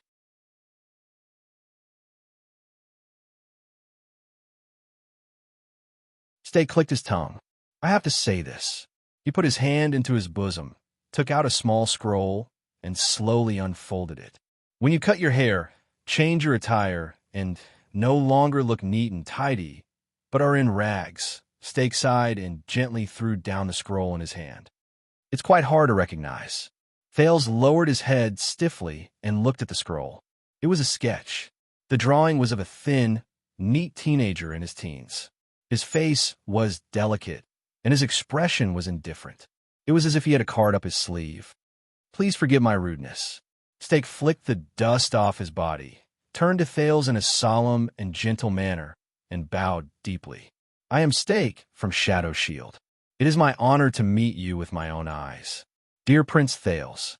His tone was respectful, and his posture was humble. At that moment, the sound of people sucking in breaths came from the tavern. The leader of the disaster swords, Ricky, stood up from his chair as if he was facing a great enemy. His gaze was fixed on Thales. Klein frowned in disbelief. He looked at the portrait on the ground, and then at the teenager, whose face was ashen. The masked man's eyes were as sharp as knives, as if they wanted to cut Thales' face. Marina could not hide the surprise in her eyes. She could not believe that the thief who picked the lock just now was the prince of a kingdom. LaSalle stared at the prince with a complicated expression. He stared at the culprit who caused the Extet diplomat group to suffer a crushing defeat in the past. Dean gritted his teeth and stared at the blade in front of his chest with an enraged expression. Quick Rope sighed in pain and covered his face. Thales slowly closed his eyes and shut out everyone's reactions. He did not move for a long time. After a few seconds passed, he slowly opened his eyes. The prince sighed heavily and leaned against the back of his chair. With an indescribable sense of fatigue and relief, he gave Stake a feeble middle finger. F***CKU. Chapter 408. After an unknown amount of time, the suffocating silence in the tavern dissipated a little when an oil lamp on the wall began to flicker. Damn it, Prince. Tampa sighed in pain. Why am I so unlucky today? Oh no, this isn't a good sign. Quick Rope lowered his head and muttered. You? Marina widened her eyes and stared at Thales with her palm pressed against the hilt of her sword. The mercenaries also began to whisper to each other. Quiet, Klein ordered flatly. His gaze never left Thales, but his long sword was still pressed against Dean's chest. Thales let go of all his worries and leaned against the chair as if a heavy burden had been lifted from his shoulders. He faced everyone's gazes calmly. Things have already progressed to this stage. What else can I do? I might as well think about it. Next, do you really think you can smuggle the spoils of war out right under our noses, Dean? LaSalle Weeder, the former special envoy of Extet who was no longer a baron, snorted through his nose. He glanced at Thales and said coldly to Dean, especially with such a large portion. Dean pursed his lips in disdain. You're just lucky, the king's lackey. LaSalle gave him a scornful smile. Ricky slowly walked forward and stood in front of Thales. He stared straight into Thales' eyes. Thales Jadestar?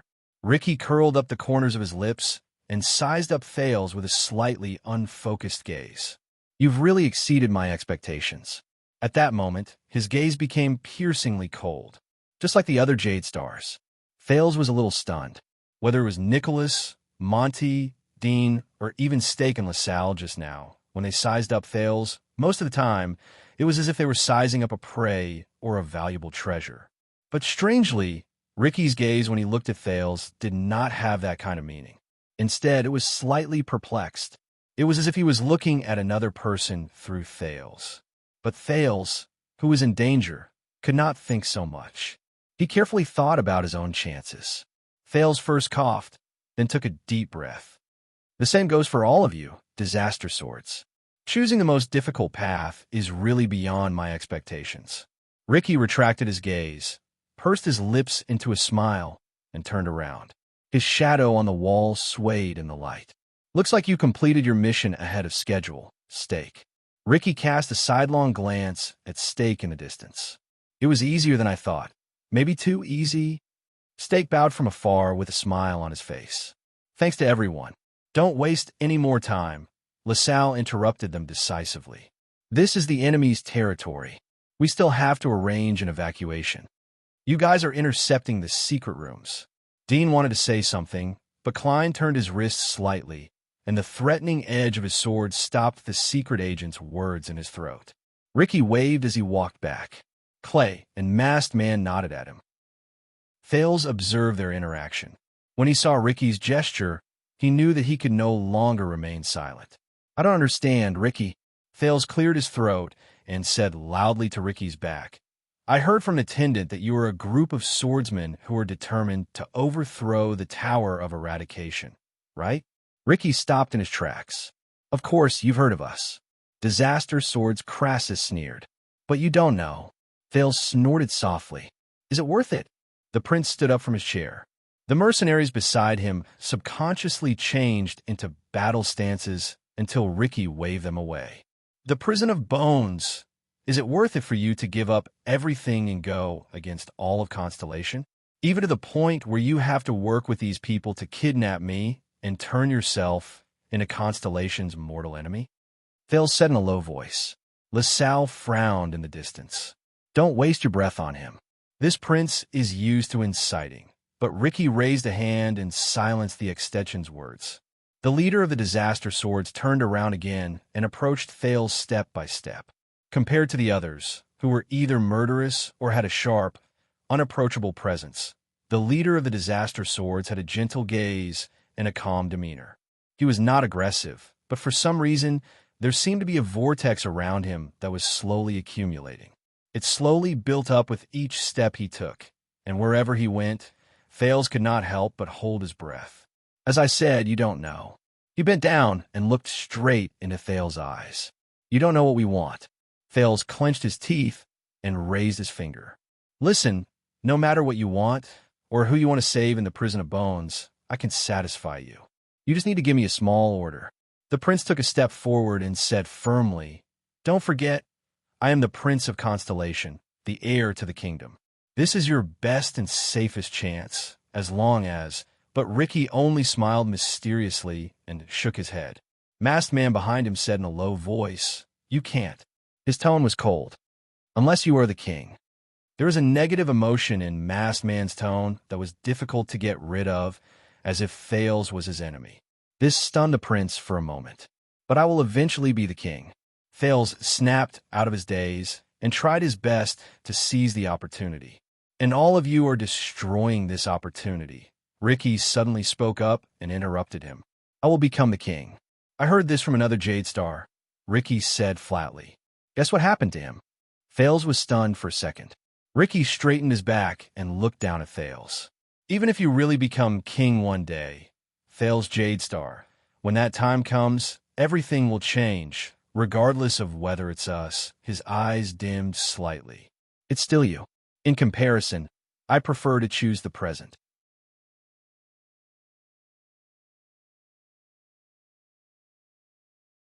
Marina and Sean gestured, and a few mercenaries immediately followed them.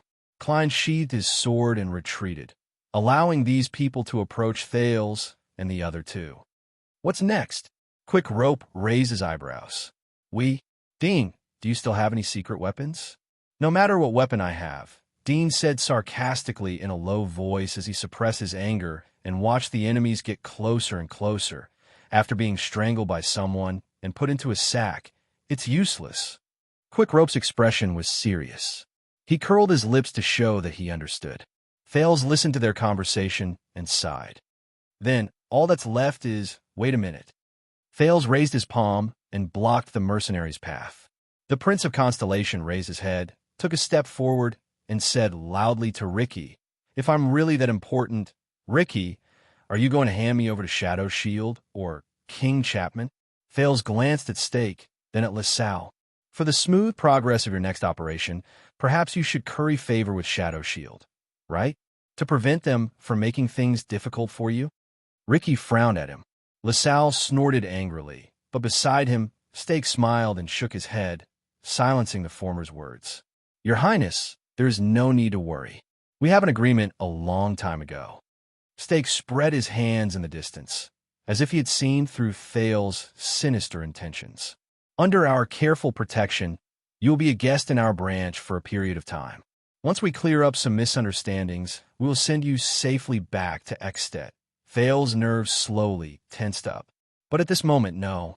Ricky looked up and interrupted Stake. He said coldly, We will guard this prince. His words seemed to freeze the atmosphere in the room. Thales exhaled. He achieved his goal. Stake narrowed his eyes. What? Ricky's expression did not change. He calmly faced Stake's rhetorical question, as if the other party had not spoken. Stake put on a puzzled smile. I don't understand. LaSalle also looked surprised and bewildered.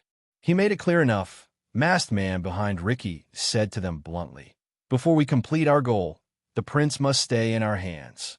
Stake raised his eyebrows. He seemed a little surprised. But this prince is our goal. He pointed at Thales with a smile on his face. Ricky shook his head. But not ours. Stake and LaSalle looked at each other. Their expressions changed at the same time.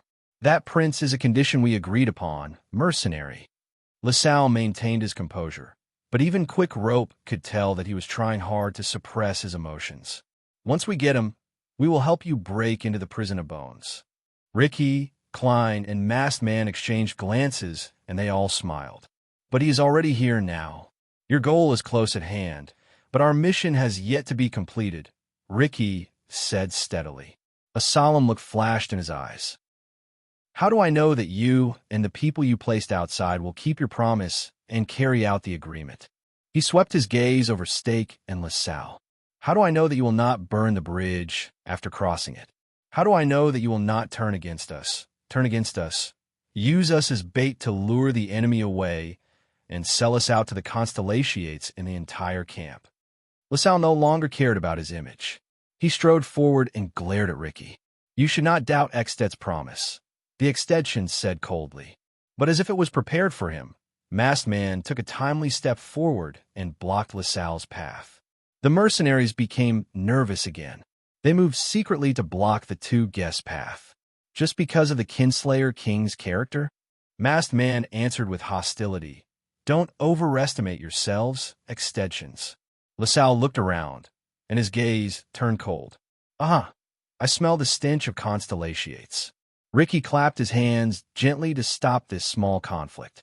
I do not doubt your promise, Baron Weeder, Ricky said faintly, but he stared straight at Stake, who had a complicated expression on his face. But I do not trust him. I do not trust Tung's assistant and student, and I do not trust a person who dares to betray Tung.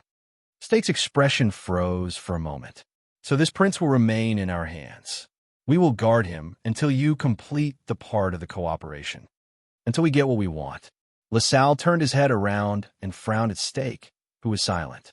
Stake sucked in a breath and curled up the corners of his lips.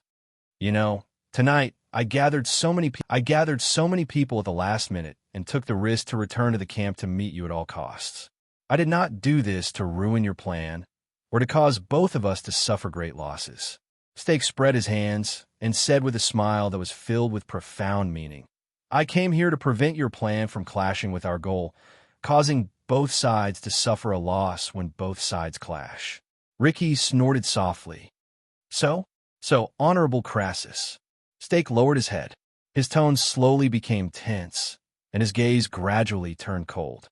When you have our target in your hands, but refuse to let go of it, you are wasting my efforts today and destroying the bridge of our cooperation, and also bringing about the conflict between our goals. You know, we still have a lot of resources in our hands that can help you, such as the guards in the prison of bones. Ricky's smile slowly disappeared. Threat. Klein sneered and showed his sword hilt. Very well. This is how you should act, Shadow Shield.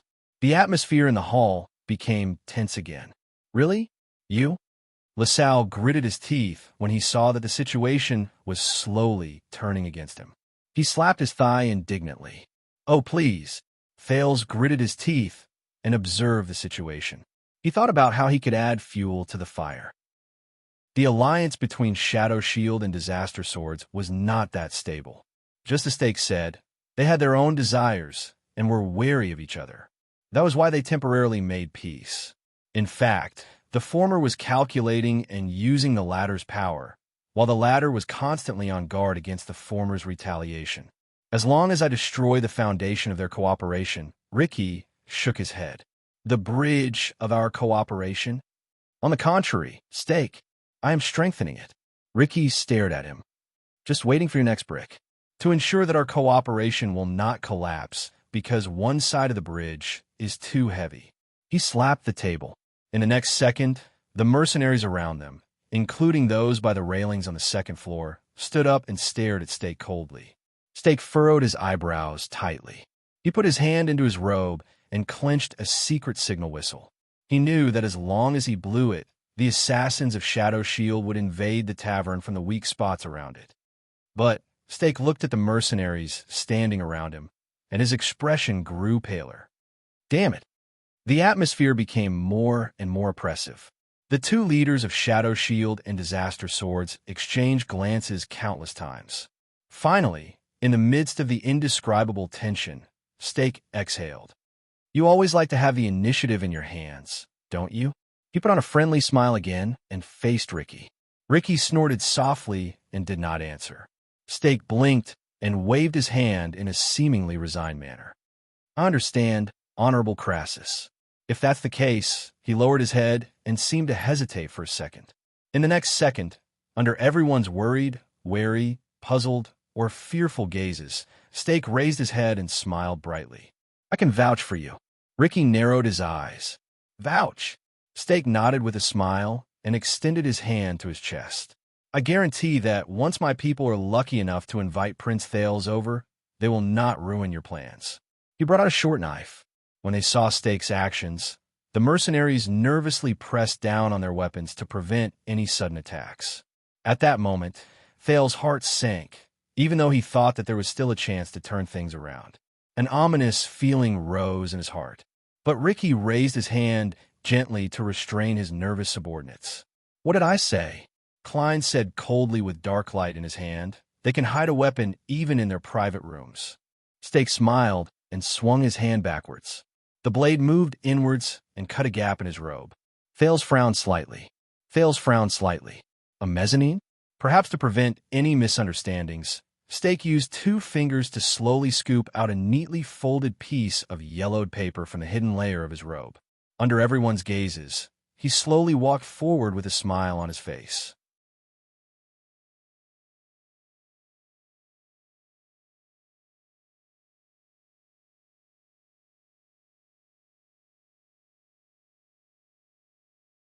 He nodded with difficulty, as if there was a heavy weight hanging on his neck. It is indeed a substantial guarantee. Let your people in. Ricky seemed a little touched. He folded the letter again and carefully tucked it into his bosom. His voice was a little gloomy. After we take the prince away, we still have a lot of things to do. Thales felt a chill in his heart. Stake smiled sincerely. He bowed respectfully. It is my pleasure. At that moment, Thales watched in a daze as Ricky waved at his subordinates. He watched Stake take out a whistle in a pleased manner and blow it silently. Under Ricky's orders, Marina and Sean walked towards the 3 of them with furrowed brows. The prince's shock and fear still lingered in his heart. Herman, the 4th prince. The ghost prince, he suddenly remembered Oldhammer's sigh. He landed face first, but soon, the sin of hell's river surged through his body. With a shudder, the absent-minded Thales immediately snapped out of his daze. No, he raised his head in a daze. Ricky's sternness, Stake's smile, and LaSalle's solemnity were all in his eyes at that moment. Thales panted as he watched the people from Disaster Sword's hand over his ownership to Shadow Shield. His heart tensed up. No, it's not over yet. Shadow Shield, I can't go with them. Thales thought and gritted his teeth. He turned his head and observed his surroundings. Then, with a firm expression, Thales whispered to Dean and Quick Rope behind him. Cover me. Quick Rope, who was also panicking, frowned. What? Dean, on the other hand, looked at Thales' gaze and guessed his intentions. He could not help but say, Are you crazy? Thales clenched his fists. He stared at Stake's satisfied expression from afar. Trust me, Thales said through gritted teeth. Their secret conversation ended there, because Marina had already arrived behind Thales. The prince pushed Dean and Quick Rope aside and took the lead to meet Marina and the mercenaries behind her. Put your hands behind your back, your highness, and it won't hurt so much, Marina said coldly to Thales. There was a malicious look in her eyes. But Thales snorted softly and slowly approached Marina. Marina, am I right? I think you must be very angry right now. The prince sighed and said, Your whole family was wronged and died with a crime they should not have committed. Today, your actions will make that crime a reality. Marina trembled slightly. She clenched her fists and took a deep breath. Jadestar? Marina snorted softly and went forward. She stared at Thales at a close distance and said disdainfully, You look no different from a normal person, don't you? Her gaze slowly turned cold. What makes you so important that even if you shed a drop of blood, countless innocent people will die with you? Thales took a step closer and winked playfully. Maybe it's because our blood glows? Marina frowned when she sensed the provocation in his words. Asterisk clang.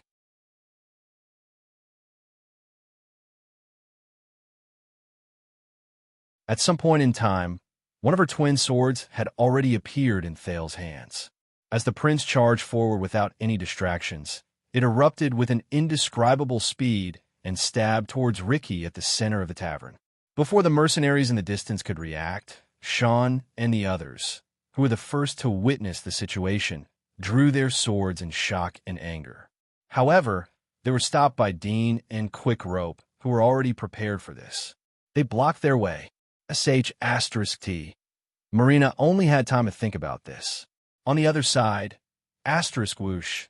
Thales gritted his teeth, raised his long sword horizontally, and moved his feet. He felt the strong sound of the wind brought about by the sin of Hell's River as he charged forward. There was only one person in his eyes. Ricky frowned and raised his head to look at Thales, who suddenly attacked. The sudden turn of events startled everyone, but the battle-hardened warriors reacted extremely quickly. Klein flipped his wrist, and with an even faster speed, dim light pierced towards Thales from the side. Boom.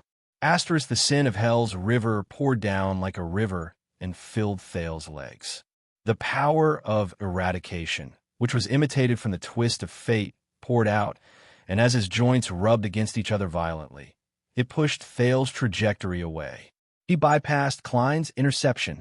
Klein cried out in surprise, but he could only let the tip of his sword slash past the side of Thales' legs. Thales felt the intense pain in his knees and ankles. He roared and broke through the interception that was impossible to break at all costs, and swung his sword at the unarmed Ricky. There were too many of them. Too many. He only had this one chance. He had to seize it. He had to. In front of him, a hint of surprise appeared in Ricky's eyes. Beautiful move. Ricky only had time to say 2 words. Thales' sword suddenly arrived in front of his eyes. His sword stabbed into Ricky's chest. Bang. In the next moment, Thales felt as if he had crashed into a huge vortex. A turbulent force came from all directions, pressing down on his sword-wielding arm. The prince could not help but fall forward, and he could no longer control the sword in his hand. Oh no, he only had time to think that. Bang. In the next second, Thales' vision blurred. He felt pain in his knees and elbows, and he fell to the ground. Thales grunted and pushed himself up, but he felt a chill on his neck. He looked up in shock. At some point in time, the sword he snatched from Marina was already in Ricky's hand. Thales was stunned. How can this be?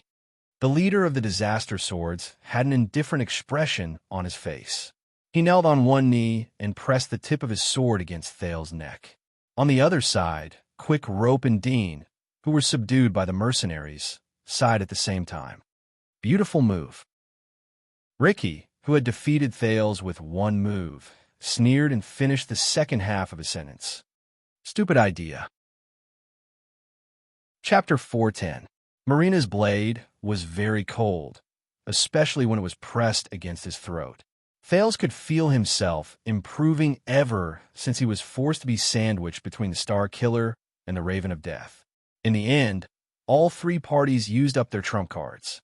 His reaction to actual combat was better, his movements were faster, and his power of eradication flowed more freely.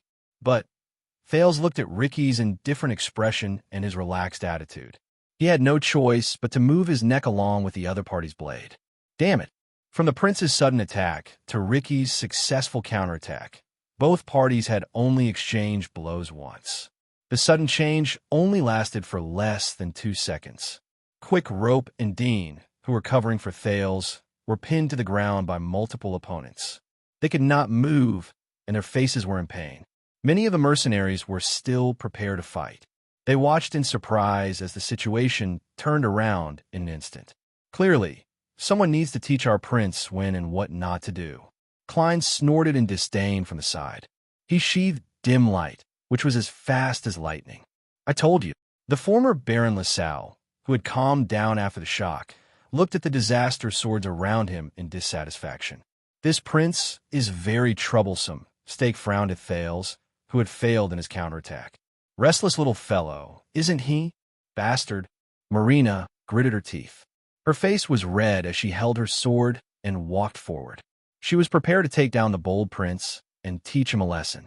But at that moment, asterisk slap. Asterisk the prince turned over without a care. He stretched out his right arm and firmly grasped his enemy's sword hand. Ricky's expression changed. He looked at Thales in surprise. Even Marina's footsteps paused. Hey, disaster swords. Thales' arm muscles tensed. He pushed the sword away from his throat with all his might. His voice trembled slightly as he wrestled with Ricky. It's not over yet. However, at that moment, the prince felt that Ricky's wrist was like a 1,000-year-old tree that had taken root, or a huge rock that weighed 10,000 pounds.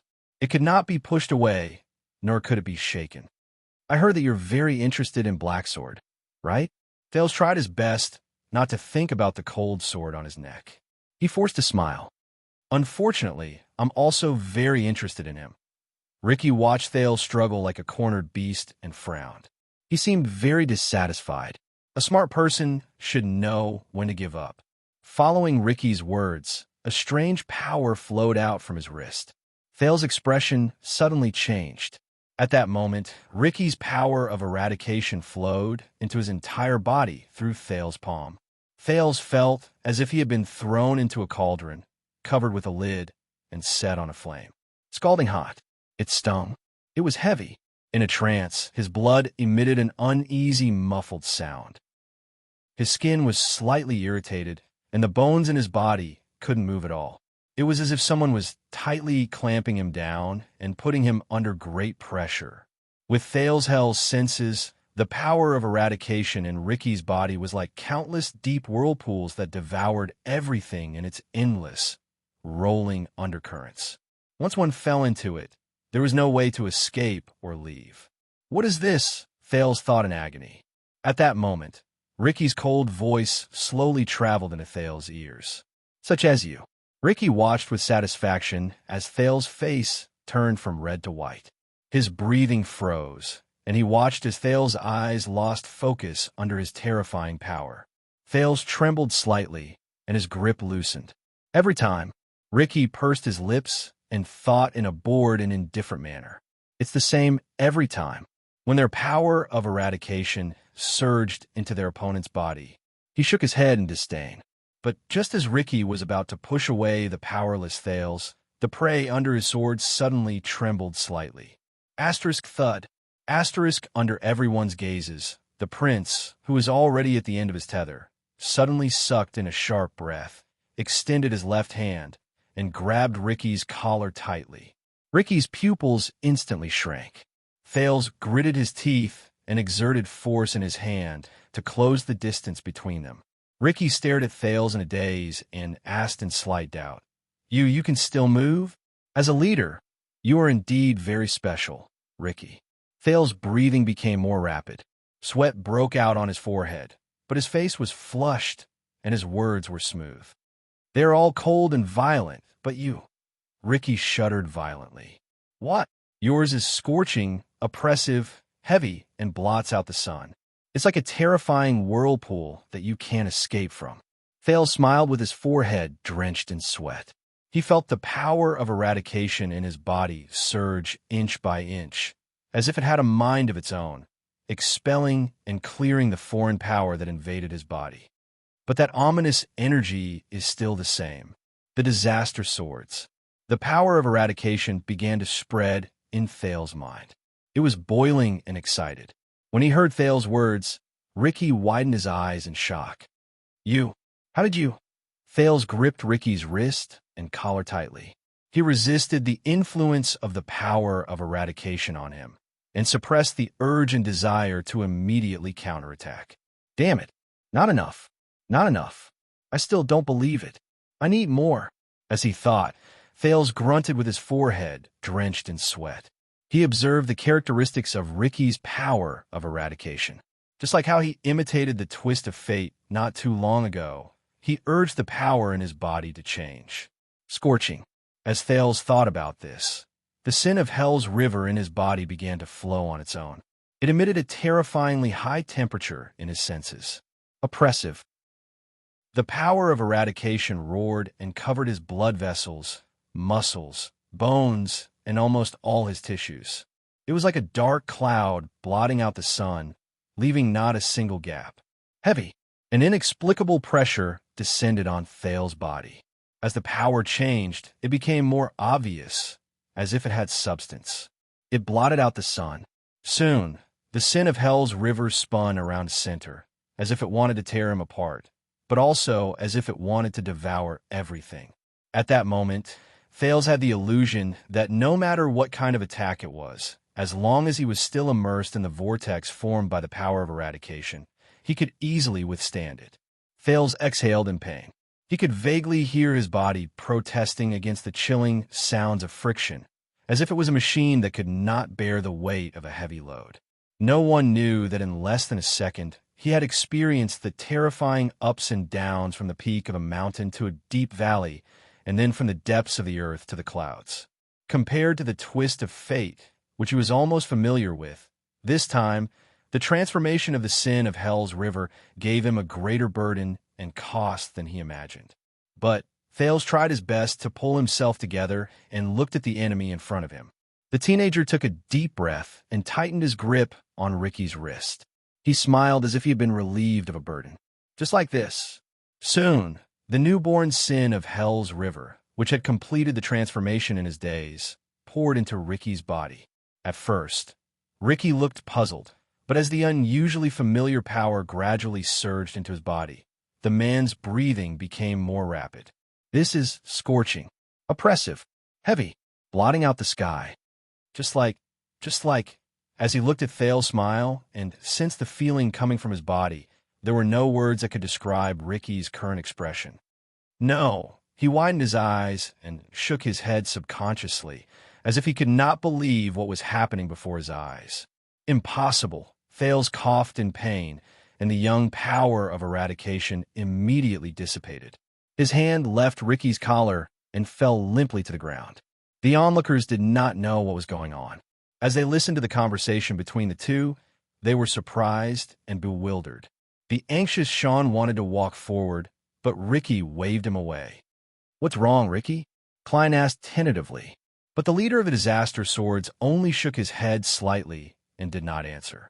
He was still immersed in disbelief and surprise. "I know." Thales looked as if he was on the verge of death. His expression was dazed, and he forced himself to stay awake. He gritted his teeth and said, "I know why all of you want Black Sword." Ricky's shock slowly disappeared, but his frown deepened. He began to face the truth before him. "Who are you?" Crassus of the Disaster Swords asked in a low voice. But Thales only sucked in a deep breath and shook his head. "Believe me, Ricky, you don't want Black Sword." The prince's face was full of exhaustion. "You want me. I'm the one you really need." The teenager fixed his gaze on the man. "Me?" The lights in the tavern were much dimmer than before, making Ricky's expression look incredibly solemn. On the other side, Stake of Shadow Shield coughed to remind the Disaster Swords. "What are they doing?" LaSalle urged impatiently. "Are they chatting?" Masked Man looked at Ricky worriedly. He watched as he suppressed the prince, but did not move. "Ricky, we should take action." He waved at Sean and Marina. The latter two walked forward cautiously or with gritted teeth. But Ricky suddenly raised his head. "Step back." The leader of the Disaster Swords had never been so serious before. He looked coldly at his subordinates, who were prepared to come forward to capture the prince, and said coldly, "All of you." The mercenaries were stunned. But before they could react, Ricky withdrew the sword in his right hand, grabbed Thales' collar with his powerful left hand, lifted him up from the ground, and slammed him on the table beside him. Asterisk bang. Asterisk amid the loud noise. Thales lay on the table in pain and moaned. But before he could react, Ricky turned his sword around, sliced through the air, and stabbed at his head. Asterisk whoosh. Asterisk Thales' mind went blank. Asterisk thud. Asterisk a muffled sound rose. The tip of the sword grazed past Thales' scalp and was embedded deeply into the table. It was only an inch away from Thales' forehead. The prince glanced at the cold glare of the sword through the corner of his eye. His heart pounded, and he stared at Ricky's eyes in shock. "Hey, be careful." Stake widened his eyes, extended his hand, and cried out, "We don't want to get a corpse," but Ricky ignored him. Masked Man coldly blocked Stake's path, not letting him take even a single step forward. The leader of the disaster swords slowly bent down and approached the shocked Thales. "Tell me." His hand was still on the hilt of his sword. He twisted the blade, and it made a terrifying scraping sound against the pierced wood. "Your Highness, you arrogant prince." Ricky enunciated each word clearly. "Have you tasted death before?" His eyes were as cold as ice. Even the light reflected in his pupils was filled with coldness. At that moment, Masked Man and Klein widened their eyes and looked at each other at a loss. It was as if they knew something. Thales stared into Ricky's eyes and digested his words. The taste of death. Ricky understood. Thales breathed a sigh of relief in his heart. He had achieved his goal, but obviously the others did not understand. "Honorable Crassus, forgive me for being blunt. He might have angered you, but the prince in your hands is very valuable." Stake seemed to be worried about the hidden meaning in Ricky's tone. He raised his hands anxiously.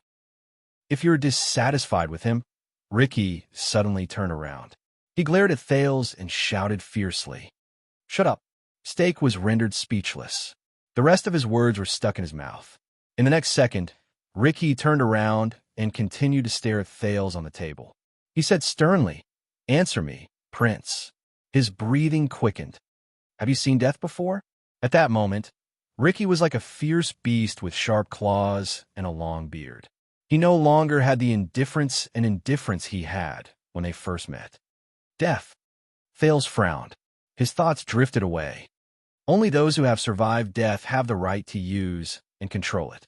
At the moment it fused with you, you wandered between life and death, and the boundary between life and death became blurred. As he mulled over the past, the prince recovered the energy he had used just now and clenched his fists. And Ricky still held him hostage. He did not relax in the slightest. The whispers in the tavern slowly disappeared. Although the mercenaries were puzzled, they still stayed in their positions and waited for their leader's decision. A few seconds passed. Of course, the prince gritted his teeth. His breathing was chaotic. "I have seen it before. More than you can imagine." Ricky's frown slowly disappeared. "But you're alive," he said slowly. His anger and shock slowly disappeared. It was not a question. "Yes." Thales repeated his words. His smile was forced. "Although I can't remember clearly, but..." Thales took a deep breath and did not look at the blade of the sword that stopped next to his forehead. "Yes, I'm back. I'm back every time." He raised his trembling right hand and pointed at his chest. Together with it, Ricky's frown disappeared completely. He no longer twisted the blade on the table. "How did you know?" His tone was cautious. "About us, about..." Ricky's gaze followed Thales' finger. He said the next word solemnly and sternly. Thales exhaled laboriously. "Don't forget, I'm a Jade Star." The prince smiled weakly. "We know everything."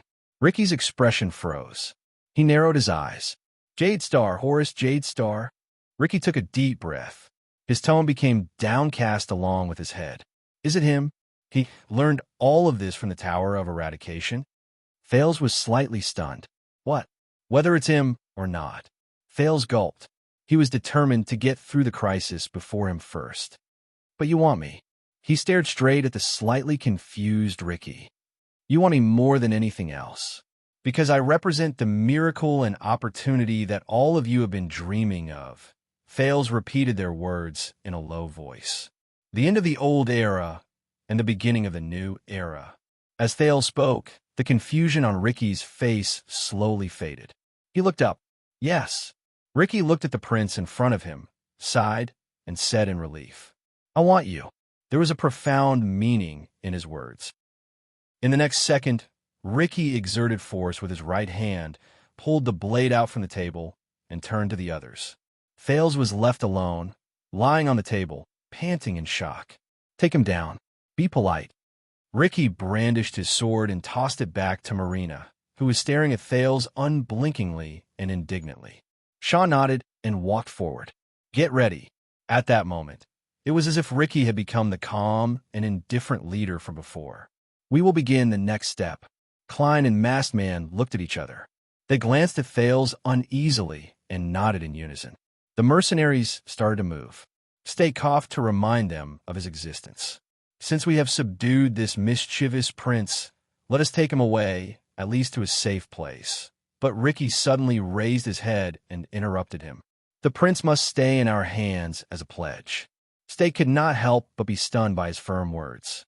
Only when we complete our goal and leave the camp, Ricky said lightly, will I hand him over to you. When he said this, both Stake and LaSalle widened their eyes. Thales exhaled and felt slightly at ease. Finally, Quick, Rope, and Dean, who were subdued on the ground, became even more confused. Just like the mercenaries, they did not know what was going on. Wait! Stake stared at Ricky from afar. His tone was filled with disbelief. I gave you such a huge guarantee, but you still insist on maintaining the status quo. He pointed at Thales, who was violently dragged down from the table by Sean. But Ricky only snorted softly. You didn't give me anything, Stake. Shadow Shield has always been Constellation's enemy. The leader of the Disaster Swords said coldly. Even if that letter is exposed, it will only push your name forward on the Secret Intelligence Department's enemy list. Stake's expression turned cold. The veins on his hand could be vaguely seen. So, the letter I gave you is equivalent to throwing away my money. Stake's tone slowly tightened along with his expression. This is not the way to do business. He put his hands in his robe and slowly paced forward. Masked Man consciously stood in front of him. The mercenaries sensed the barely discernible tension. They did not need to be reminded to be prepared for battle. They stood in formation and were wary of the enemies hiding outside the eaves. We, mercenaries, have our own way of doing business. Ricky said nonchalantly, accept it or screw it up. It's your choice. Stake's gaze became extremely cold. Screw it up?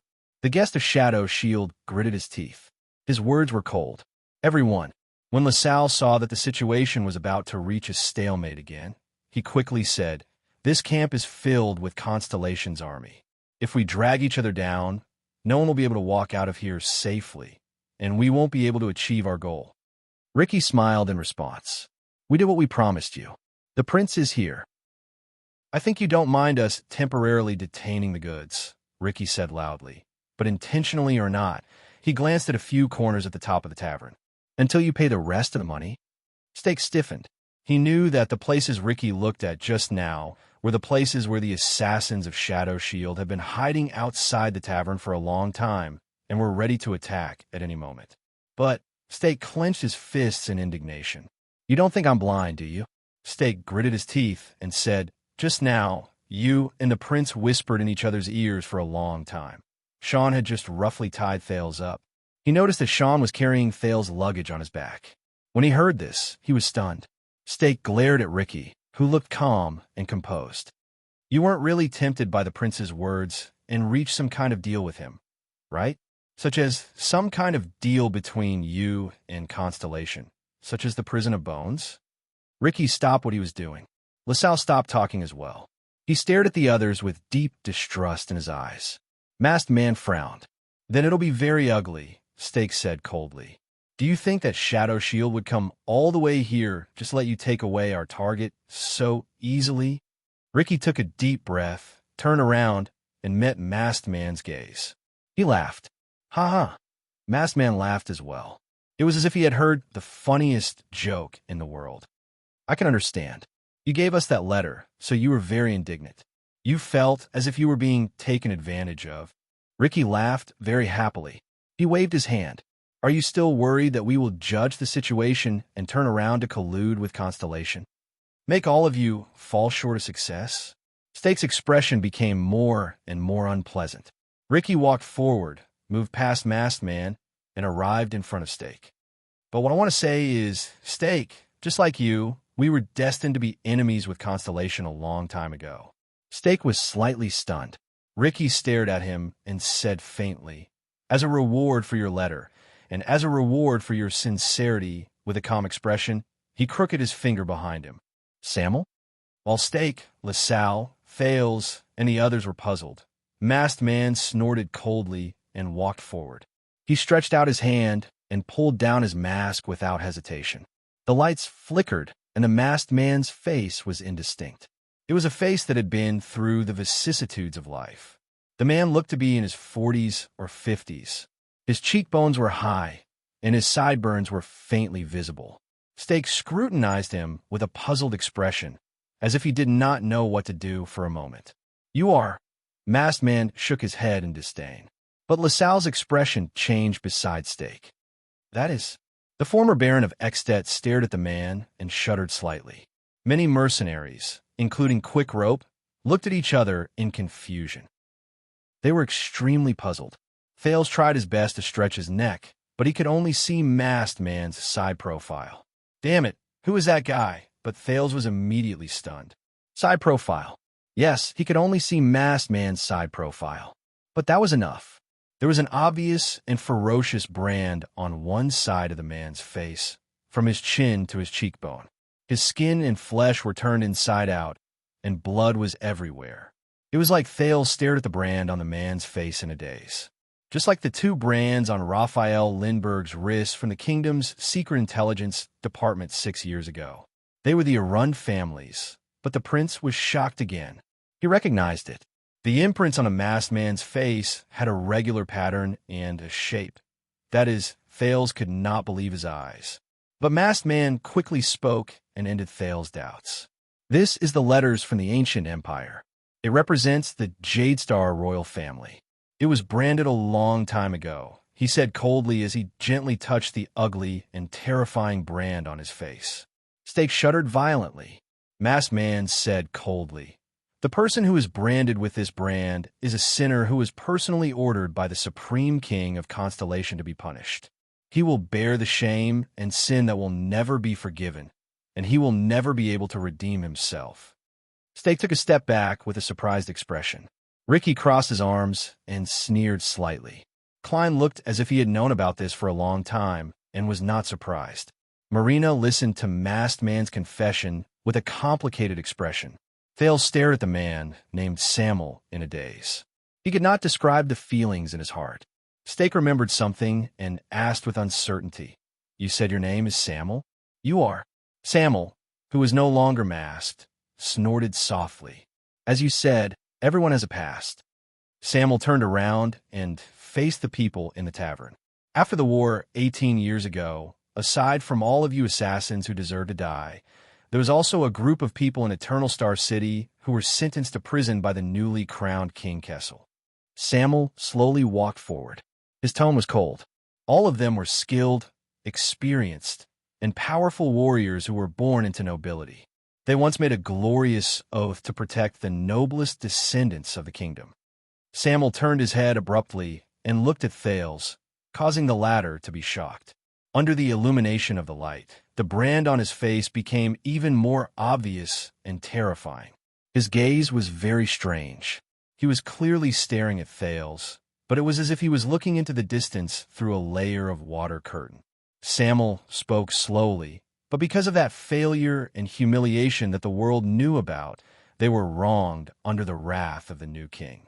They were charged with grave crimes, and from then on, they could only waste their lives in the miserable underground. They could never be free, and they could never see the light of day. Samuel raised his head. His tone was one of pride and pain. "I am Colin Samuel from Eternal Star City. I am the youngest son of Viscount Lucas Samuel," he said in pain.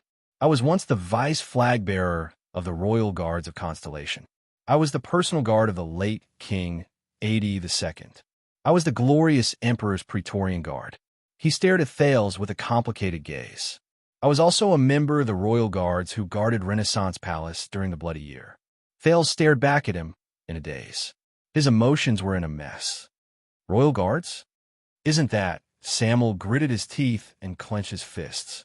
In the almost suffocating atmosphere, he said angrily, "After the unfair trial, he was also the only one among the 46 Royal Guard who refused to plead guilty and were sentenced to life imprisonment in the Prison of Bones. He was the only one who managed to escape. They are felons who have no place in the whole of Constellation." Stake did not speak anymore. He only looked at Samuel with a profound gaze. The tavern was silent. Then, Ricky spoke again. Compared to your letter, which was more of a gimmick than a practical one, this is our guarantee stake. It is impossible for us to work with Constellation. So the prince will stay in our hands and even act with us, Ricky said coldly.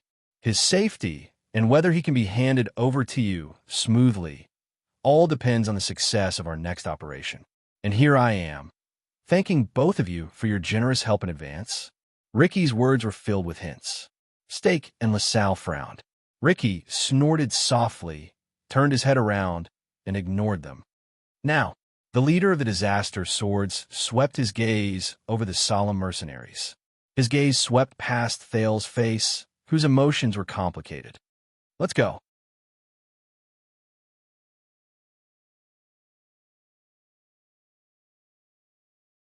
Of course. She put away the unwillingness on her face and said lightly.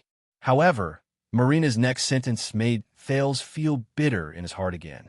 We should gag his mouth and remove one of his arms or one of his legs, if he's in the middle of our operation. But Ricky shook his head. Our esteemed guest is not a stupid person. Crassus of the disaster swords narrowed his eyes and stared at the prince, who was forcing himself to remain calm.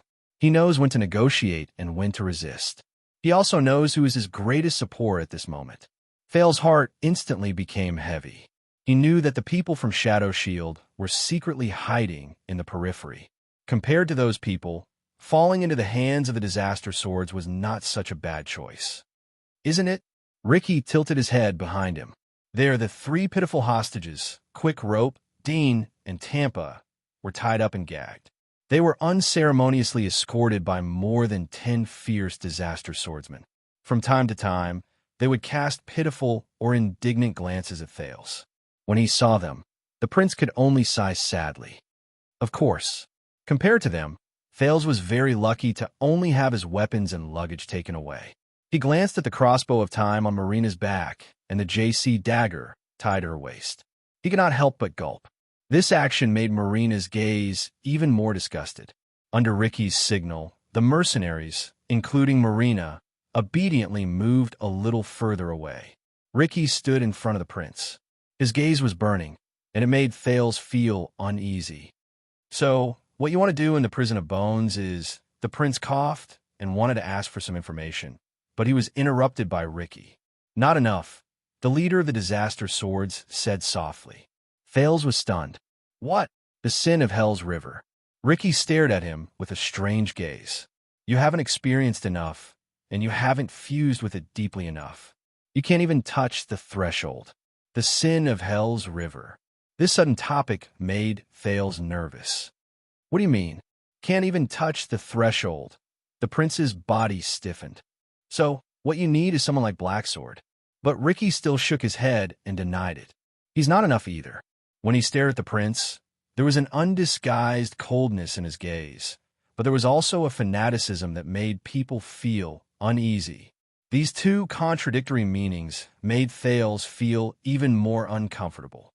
So, you need more training.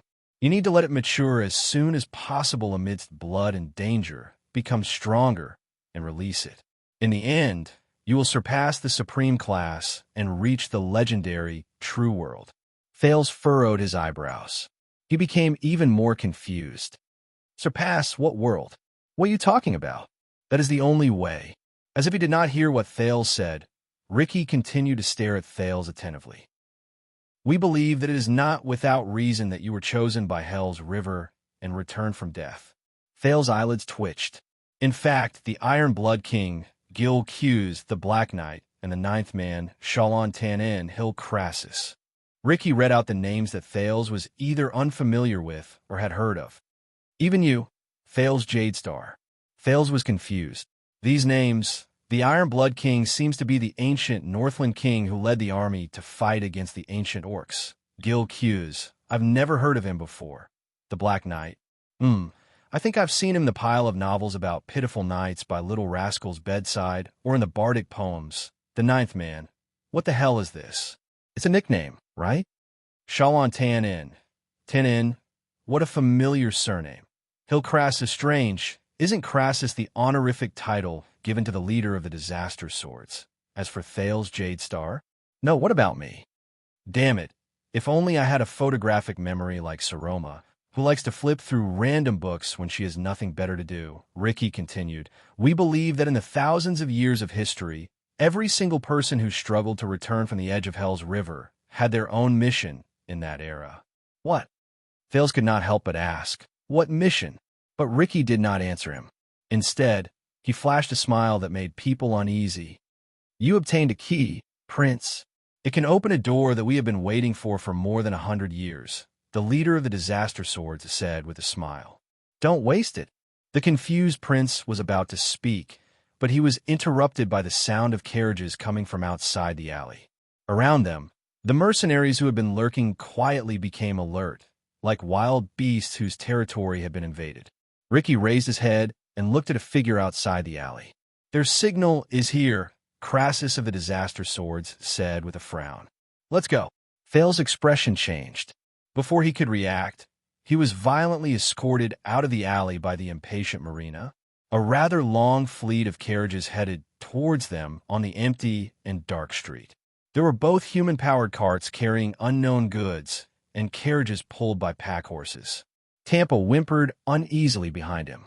He only quieted down when Sean reminded him mercilessly. When he saw the wine glass on the flag of the fleet, Thales immediately understood. This is the supply fleet for my tavern. There were about 20 people in the transport fleet. They were all dressed in ordinary clothes made of coarse cloth. They looked shabby and light, just like the locals of Blade Fang's camp. Their horses did not stop galloping, and they turned a blind eye to Ricky and the group of people who popped out of the alley. In the carriage closest to them, a coachman lifted his hood at Ricky and nodded politely. Thales recognized the coachman. It was Stake.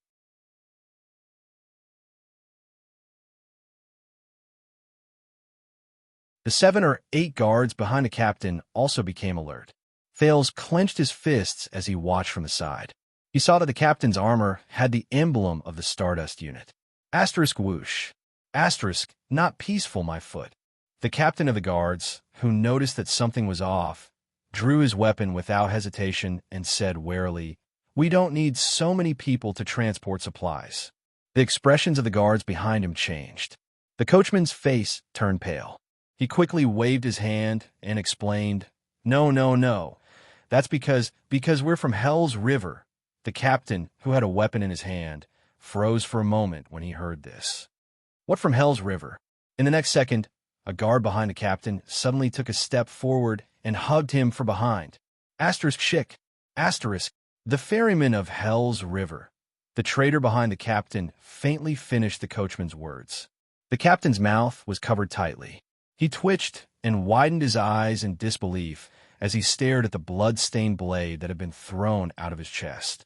Thales held his breath, but his mouth was covered by Marina, who was beside him. Before the rest of the guards could react to the sudden change, the coachman's body moved violently. He moved past the captain, who died with his eyes wide open, and arrived in front of the second guard. Under the latter's shocked gaze, he stabbed a dagger into his throat and nailed his screams between his chattering teeth. At the same time, 6 or 7 mysterious figures appeared from the darkness. A panic-stricken guard pulled out his weapon. He was just about to shout when a fellow behind him pressed down on his chin and skillfully slid his windpipe. In despair, he looked at his comrade beside him for help, but found that the latter's neck was strangled by an assassin who had appeared at some point in time. He stared back at him with a pained expression, and his hands clawed at his neck in vain. Another guard instinctively wanted to ask for help from the arched door, but before he could turn around, there was a terrifying cracking sound, and his head was twisted by an assassin. There was even an assassin who took out a crossbow and accurately shot through the back of the neck of a guard who had turned around to run away. His footsteps and his screams were cut off along with his spinal cord. In the eyes of the terrified Thales, these mysterious figures who had suddenly appeared either stabbed, strangled, or strangled 9 guards. They quietly and shockingly efficiently ended the lives of 9 guards. Everything happened in the blink of an eye. Thales almost forgot to breathe. This is Shadow Shield? The mercenaries who came with the caravan widened their eyes and watched the scene under the moonlight in shock. By the time the equally surprised Marina let go of Thales, who was breathing rapidly. The assassins in front of them had already carefully supported the guards who were no longer moving. They skillfully caught the torches and weapons they dropped, dragged the corpses to a dark corner, and disappeared from everyone's sight. Soon, the area in front of the prison of bones became empty. The last trace of the Constellatiate soldiers also disappeared from the street. Only the barely discernible bloodstains on the ground told of what had just happened. Ricky's eyebrows were furrowed tighter than ever. William's subordinates are indeed vigilant. Stake clicked his tongue as he watched the scene in front of him. He did not care at all. They're very different from those recruits. If it weren't for the fact that we were well prepared and you were alone. Ricky nodded slightly and got off the carriage. He did not bat an eyelid. He knew in his heart that this was Stake's demonstration to him. It was all for the goods they seized. Damn it. Klein, the Northlander swordsman, had walked to Ricky's side at some point in time. His expression was unpleasant as he commented on the silent and bloody massacre. I've killed quite a lot of people, but this is too. He looked at the bloodstains on the street and could not continue speaking. But Thales understood what he meant. Ricky patted Klein's shoulder and made a gesture. The mercenaries, who had been stunned by the scene just now, snapped out of their daze. The disguised caravan continued forward. They stepped through the arched door and entered the deep tunnel leading to the prison of bones. Thales was among them. His expression was solemn. As you can see, the guards on the ground outside the prison of bones have been quietly dealt with. We've arranged for people to take over their sentry posts. While on the carriage, Stake acted as if nothing had happened as he moved past the torches and the bloodstains on the ground. He smiled at Ricky and said, "The patrols during curfew will pass by in 15 minutes. But they are all recruits sent by the great clans to fill in the gaps. They're full of complaints, their morale is low, and their efficiency is low. They can't compare to William's regular army. They can't see through us. We'll have at least 4 hours until the shift at the prison of bones." Thales felt a chill in his heart as he listened to their conversation. Ricky nodded. "Is there anything else I should know?" Stake said with a smile. "Even if there's an emergency on the way, the patrols in charge of the 2 areas nearby belong to Brave Soul's fort and New Offering Land. The 2 clans they belong to have a grudge against each other. We can try to delay them from coming over to inspect the area and leave enough time for us to evacuate." The former envoy of Ekstedt, LaSalle Weeder, appeared in the group. He frowned. "As far as I know, Running Horse Frank is still in the camp. He's a ruthless character. The Stardust unit he commands is the elite regular army under Williams.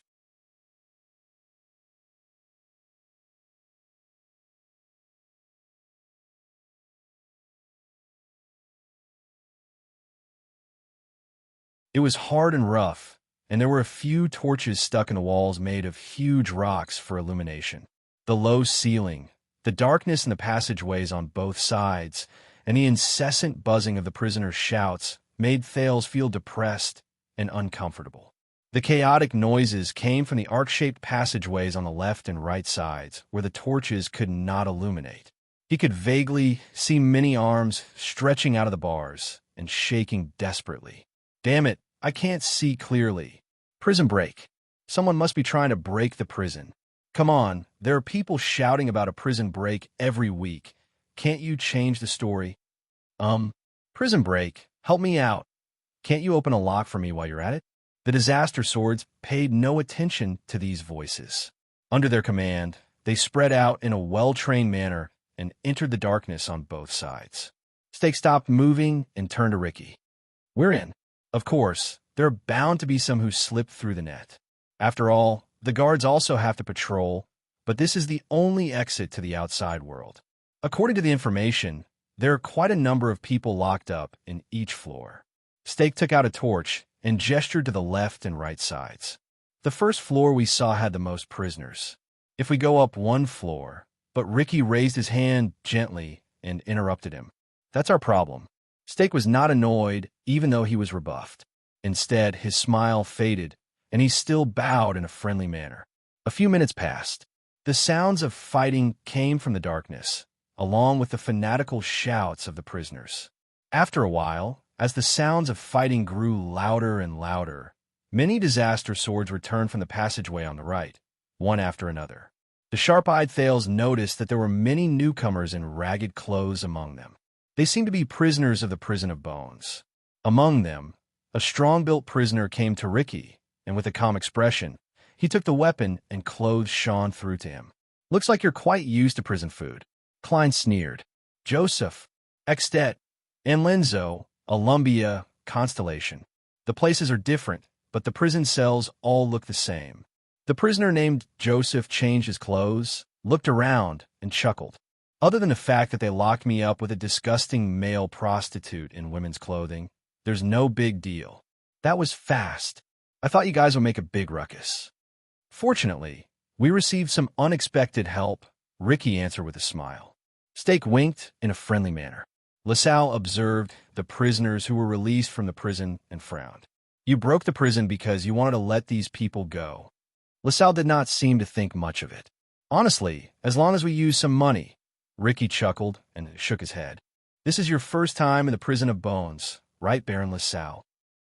LaSalle was slightly startled. He narrowed his eyes and looked at Steak, who was beside him. The latter only smiled in resignation. "In fact, the prison of bones has two parts." Ricky patted Joseph, who had just escaped from prison. He turned around and said to LaSalle, "Baron, what you saw was only one of them, the so-called White Prison. And the place we were going to—" He looked at Joseph. "Tell me, you found it." Joseph shrugged. He put away the weapon he had just obtained, took a torch, and walked into the darkness. "Of course." Chapter 412. In the dim environment, the disaster swords followed behind Joseph. They walked forward, and the echoes of their footsteps could be heard faintly. But Steak moved through the crowd and came before Ricky. "Wait." Steak looked at Thales, who was held hostage by Marina's side, in puzzlement. "Are you going to take him down? You know that we can wait for you here, right?" Thales frowned. He noticed that quite a number of mercenaries had surrounded them. Ricky turned his head and glanced at Steak. "You did very well. You saved us a lot of trouble, Steak." He pressed down on Steak's shoulder. "But I also know that the reason why you were so cooperative and spared no effort is because of the hostage in our hands." Steak's expression stiffened. "That might not be the case in a different situation. Now, you can choose to go down with us, or stay here and wait for me." Ricky ignored Steak, who had an unpleasant expression on his face. He waved his hand and continued forward. Samuel walked past Steak and snorted in disdain. Thales, who was watching from the side, hoped that Steak would be firmer. But unfortunately, Steak still did not say anything. He only made a gesture and followed Ricky with a few assassins from Shadow Shield who were dressed inconspicuously. Just like that, Thales was escorted by a group of disaster swords and continued forward. As they went further and further away, the disaster swords spread out further. Quite a number of prisoners noticed this group of intruders. From time to time, patrolling guards ran into the invading disaster swords. Unfortunately, they were often outnumbered and died in battle after a fierce fight. The prison of bones gradually became restless. The chaos was beyond Thales' imagination. "Young guard over there?" "Yes, it's you. Let me tell you, I've made a lot of money selling weapons over the past few years. Most of the money is what they didn't manage to find. As long as you let me out, I promise I'll give you—" "Hey, you're not guards? Damn it. What are you doing now?" "Wow, there's really someone trying to break out of the prison. This is great. Last time, the people who sneaked in to break out of the prison didn't even last 5 minutes before they were surrounded by the freaks. Williams chopped them up like firewood. This time, you have to work harder. You must last for 10 minutes. Let me out. I am a devout Dark Knight temple priest. They can't lock me up here just because of my artistic works with this group. Hey, my good friend, let's make a deal. I've been locked up here for 4 years, and I'm going crazy. I'm not begging you to let me out. I'll be satisfied as long as you can transfer me to the female prison. Okay. Murder, la la la la. That's awesome. F***CK your father. Damn it, there are so many people soliciting customers on the street. Why did you lock me in? Women's clothing? What's wrong with cross-dressing? I like soliciting customers and cross-dressing. So what? If you don't believe me, feel my breasts. F***CK brat, come back. What does a prison break have to do with you? Believe it or not, I will beat you up again. Hold it in your mouth properly. Don't turn your head and move around. Right? Ouch. Be good. Use more strength. Oh, that's more like it. Don't worry. As long as I'm satisfied, I won't beat you up tomorrow. I beg you, marijuana. Give me some more marijuana. I beg you. If you don't give me the King marijuana, I'll bang my head against the wall and die here. I'm going to bang my head against the wall. I'm going to bang my head against the wall. Look, I'm really going to bang my head against the wall. Damn it, look at me. What if I really bang my head against the wall and die? CK the Baron. CK the Stardust Unit. CK the Blade Fangs Camp.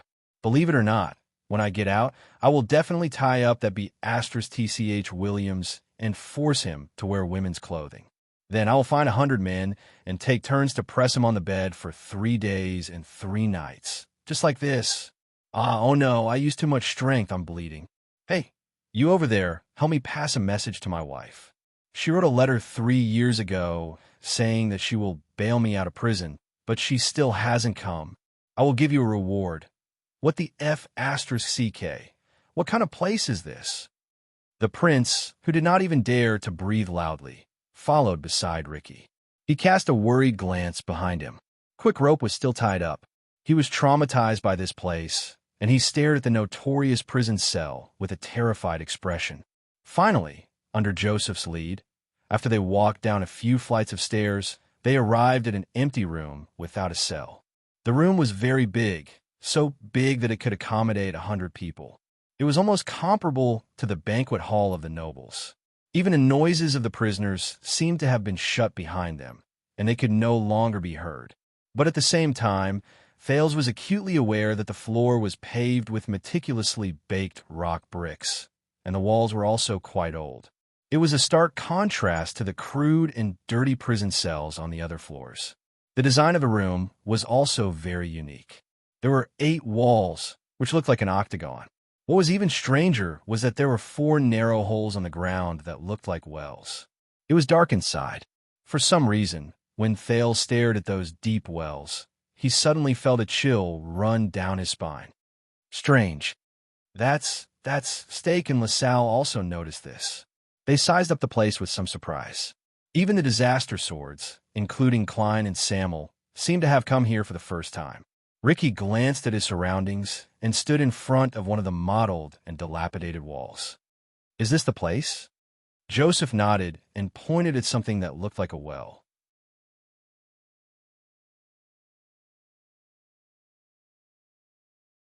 Ricky stood back and looked at the pattern in front of him with satisfaction. 2 irregular symmetrical triangles sandwiched between a circle. We found it. But many people, including LaSalle, were puzzled.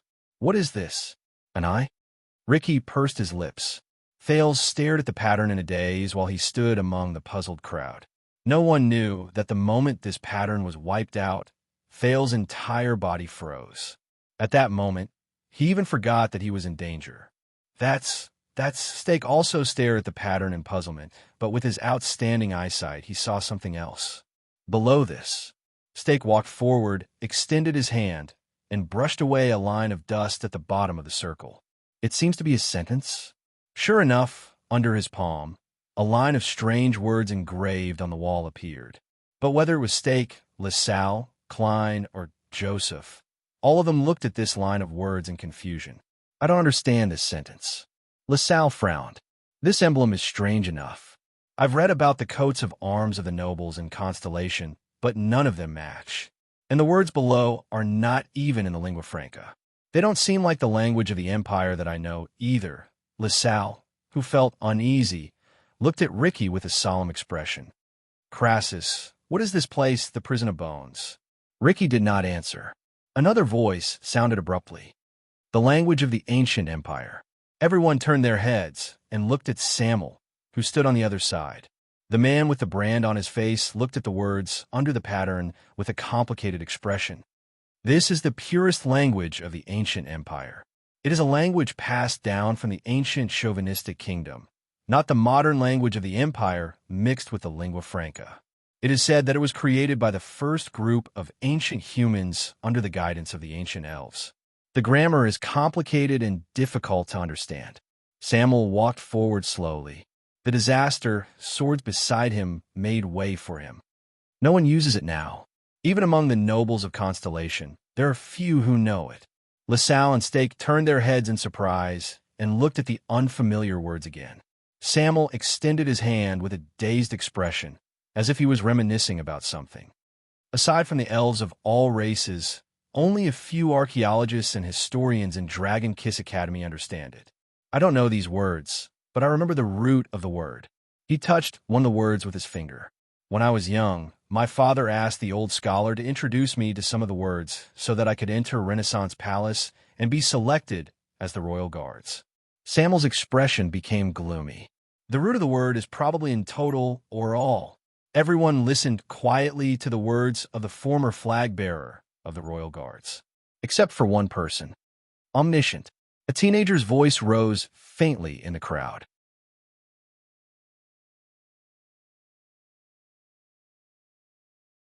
Then, they heard the clicking sound of a machine. Everyone held their breaths and looked around curiously. The first person to feel that something was wrong was Thales.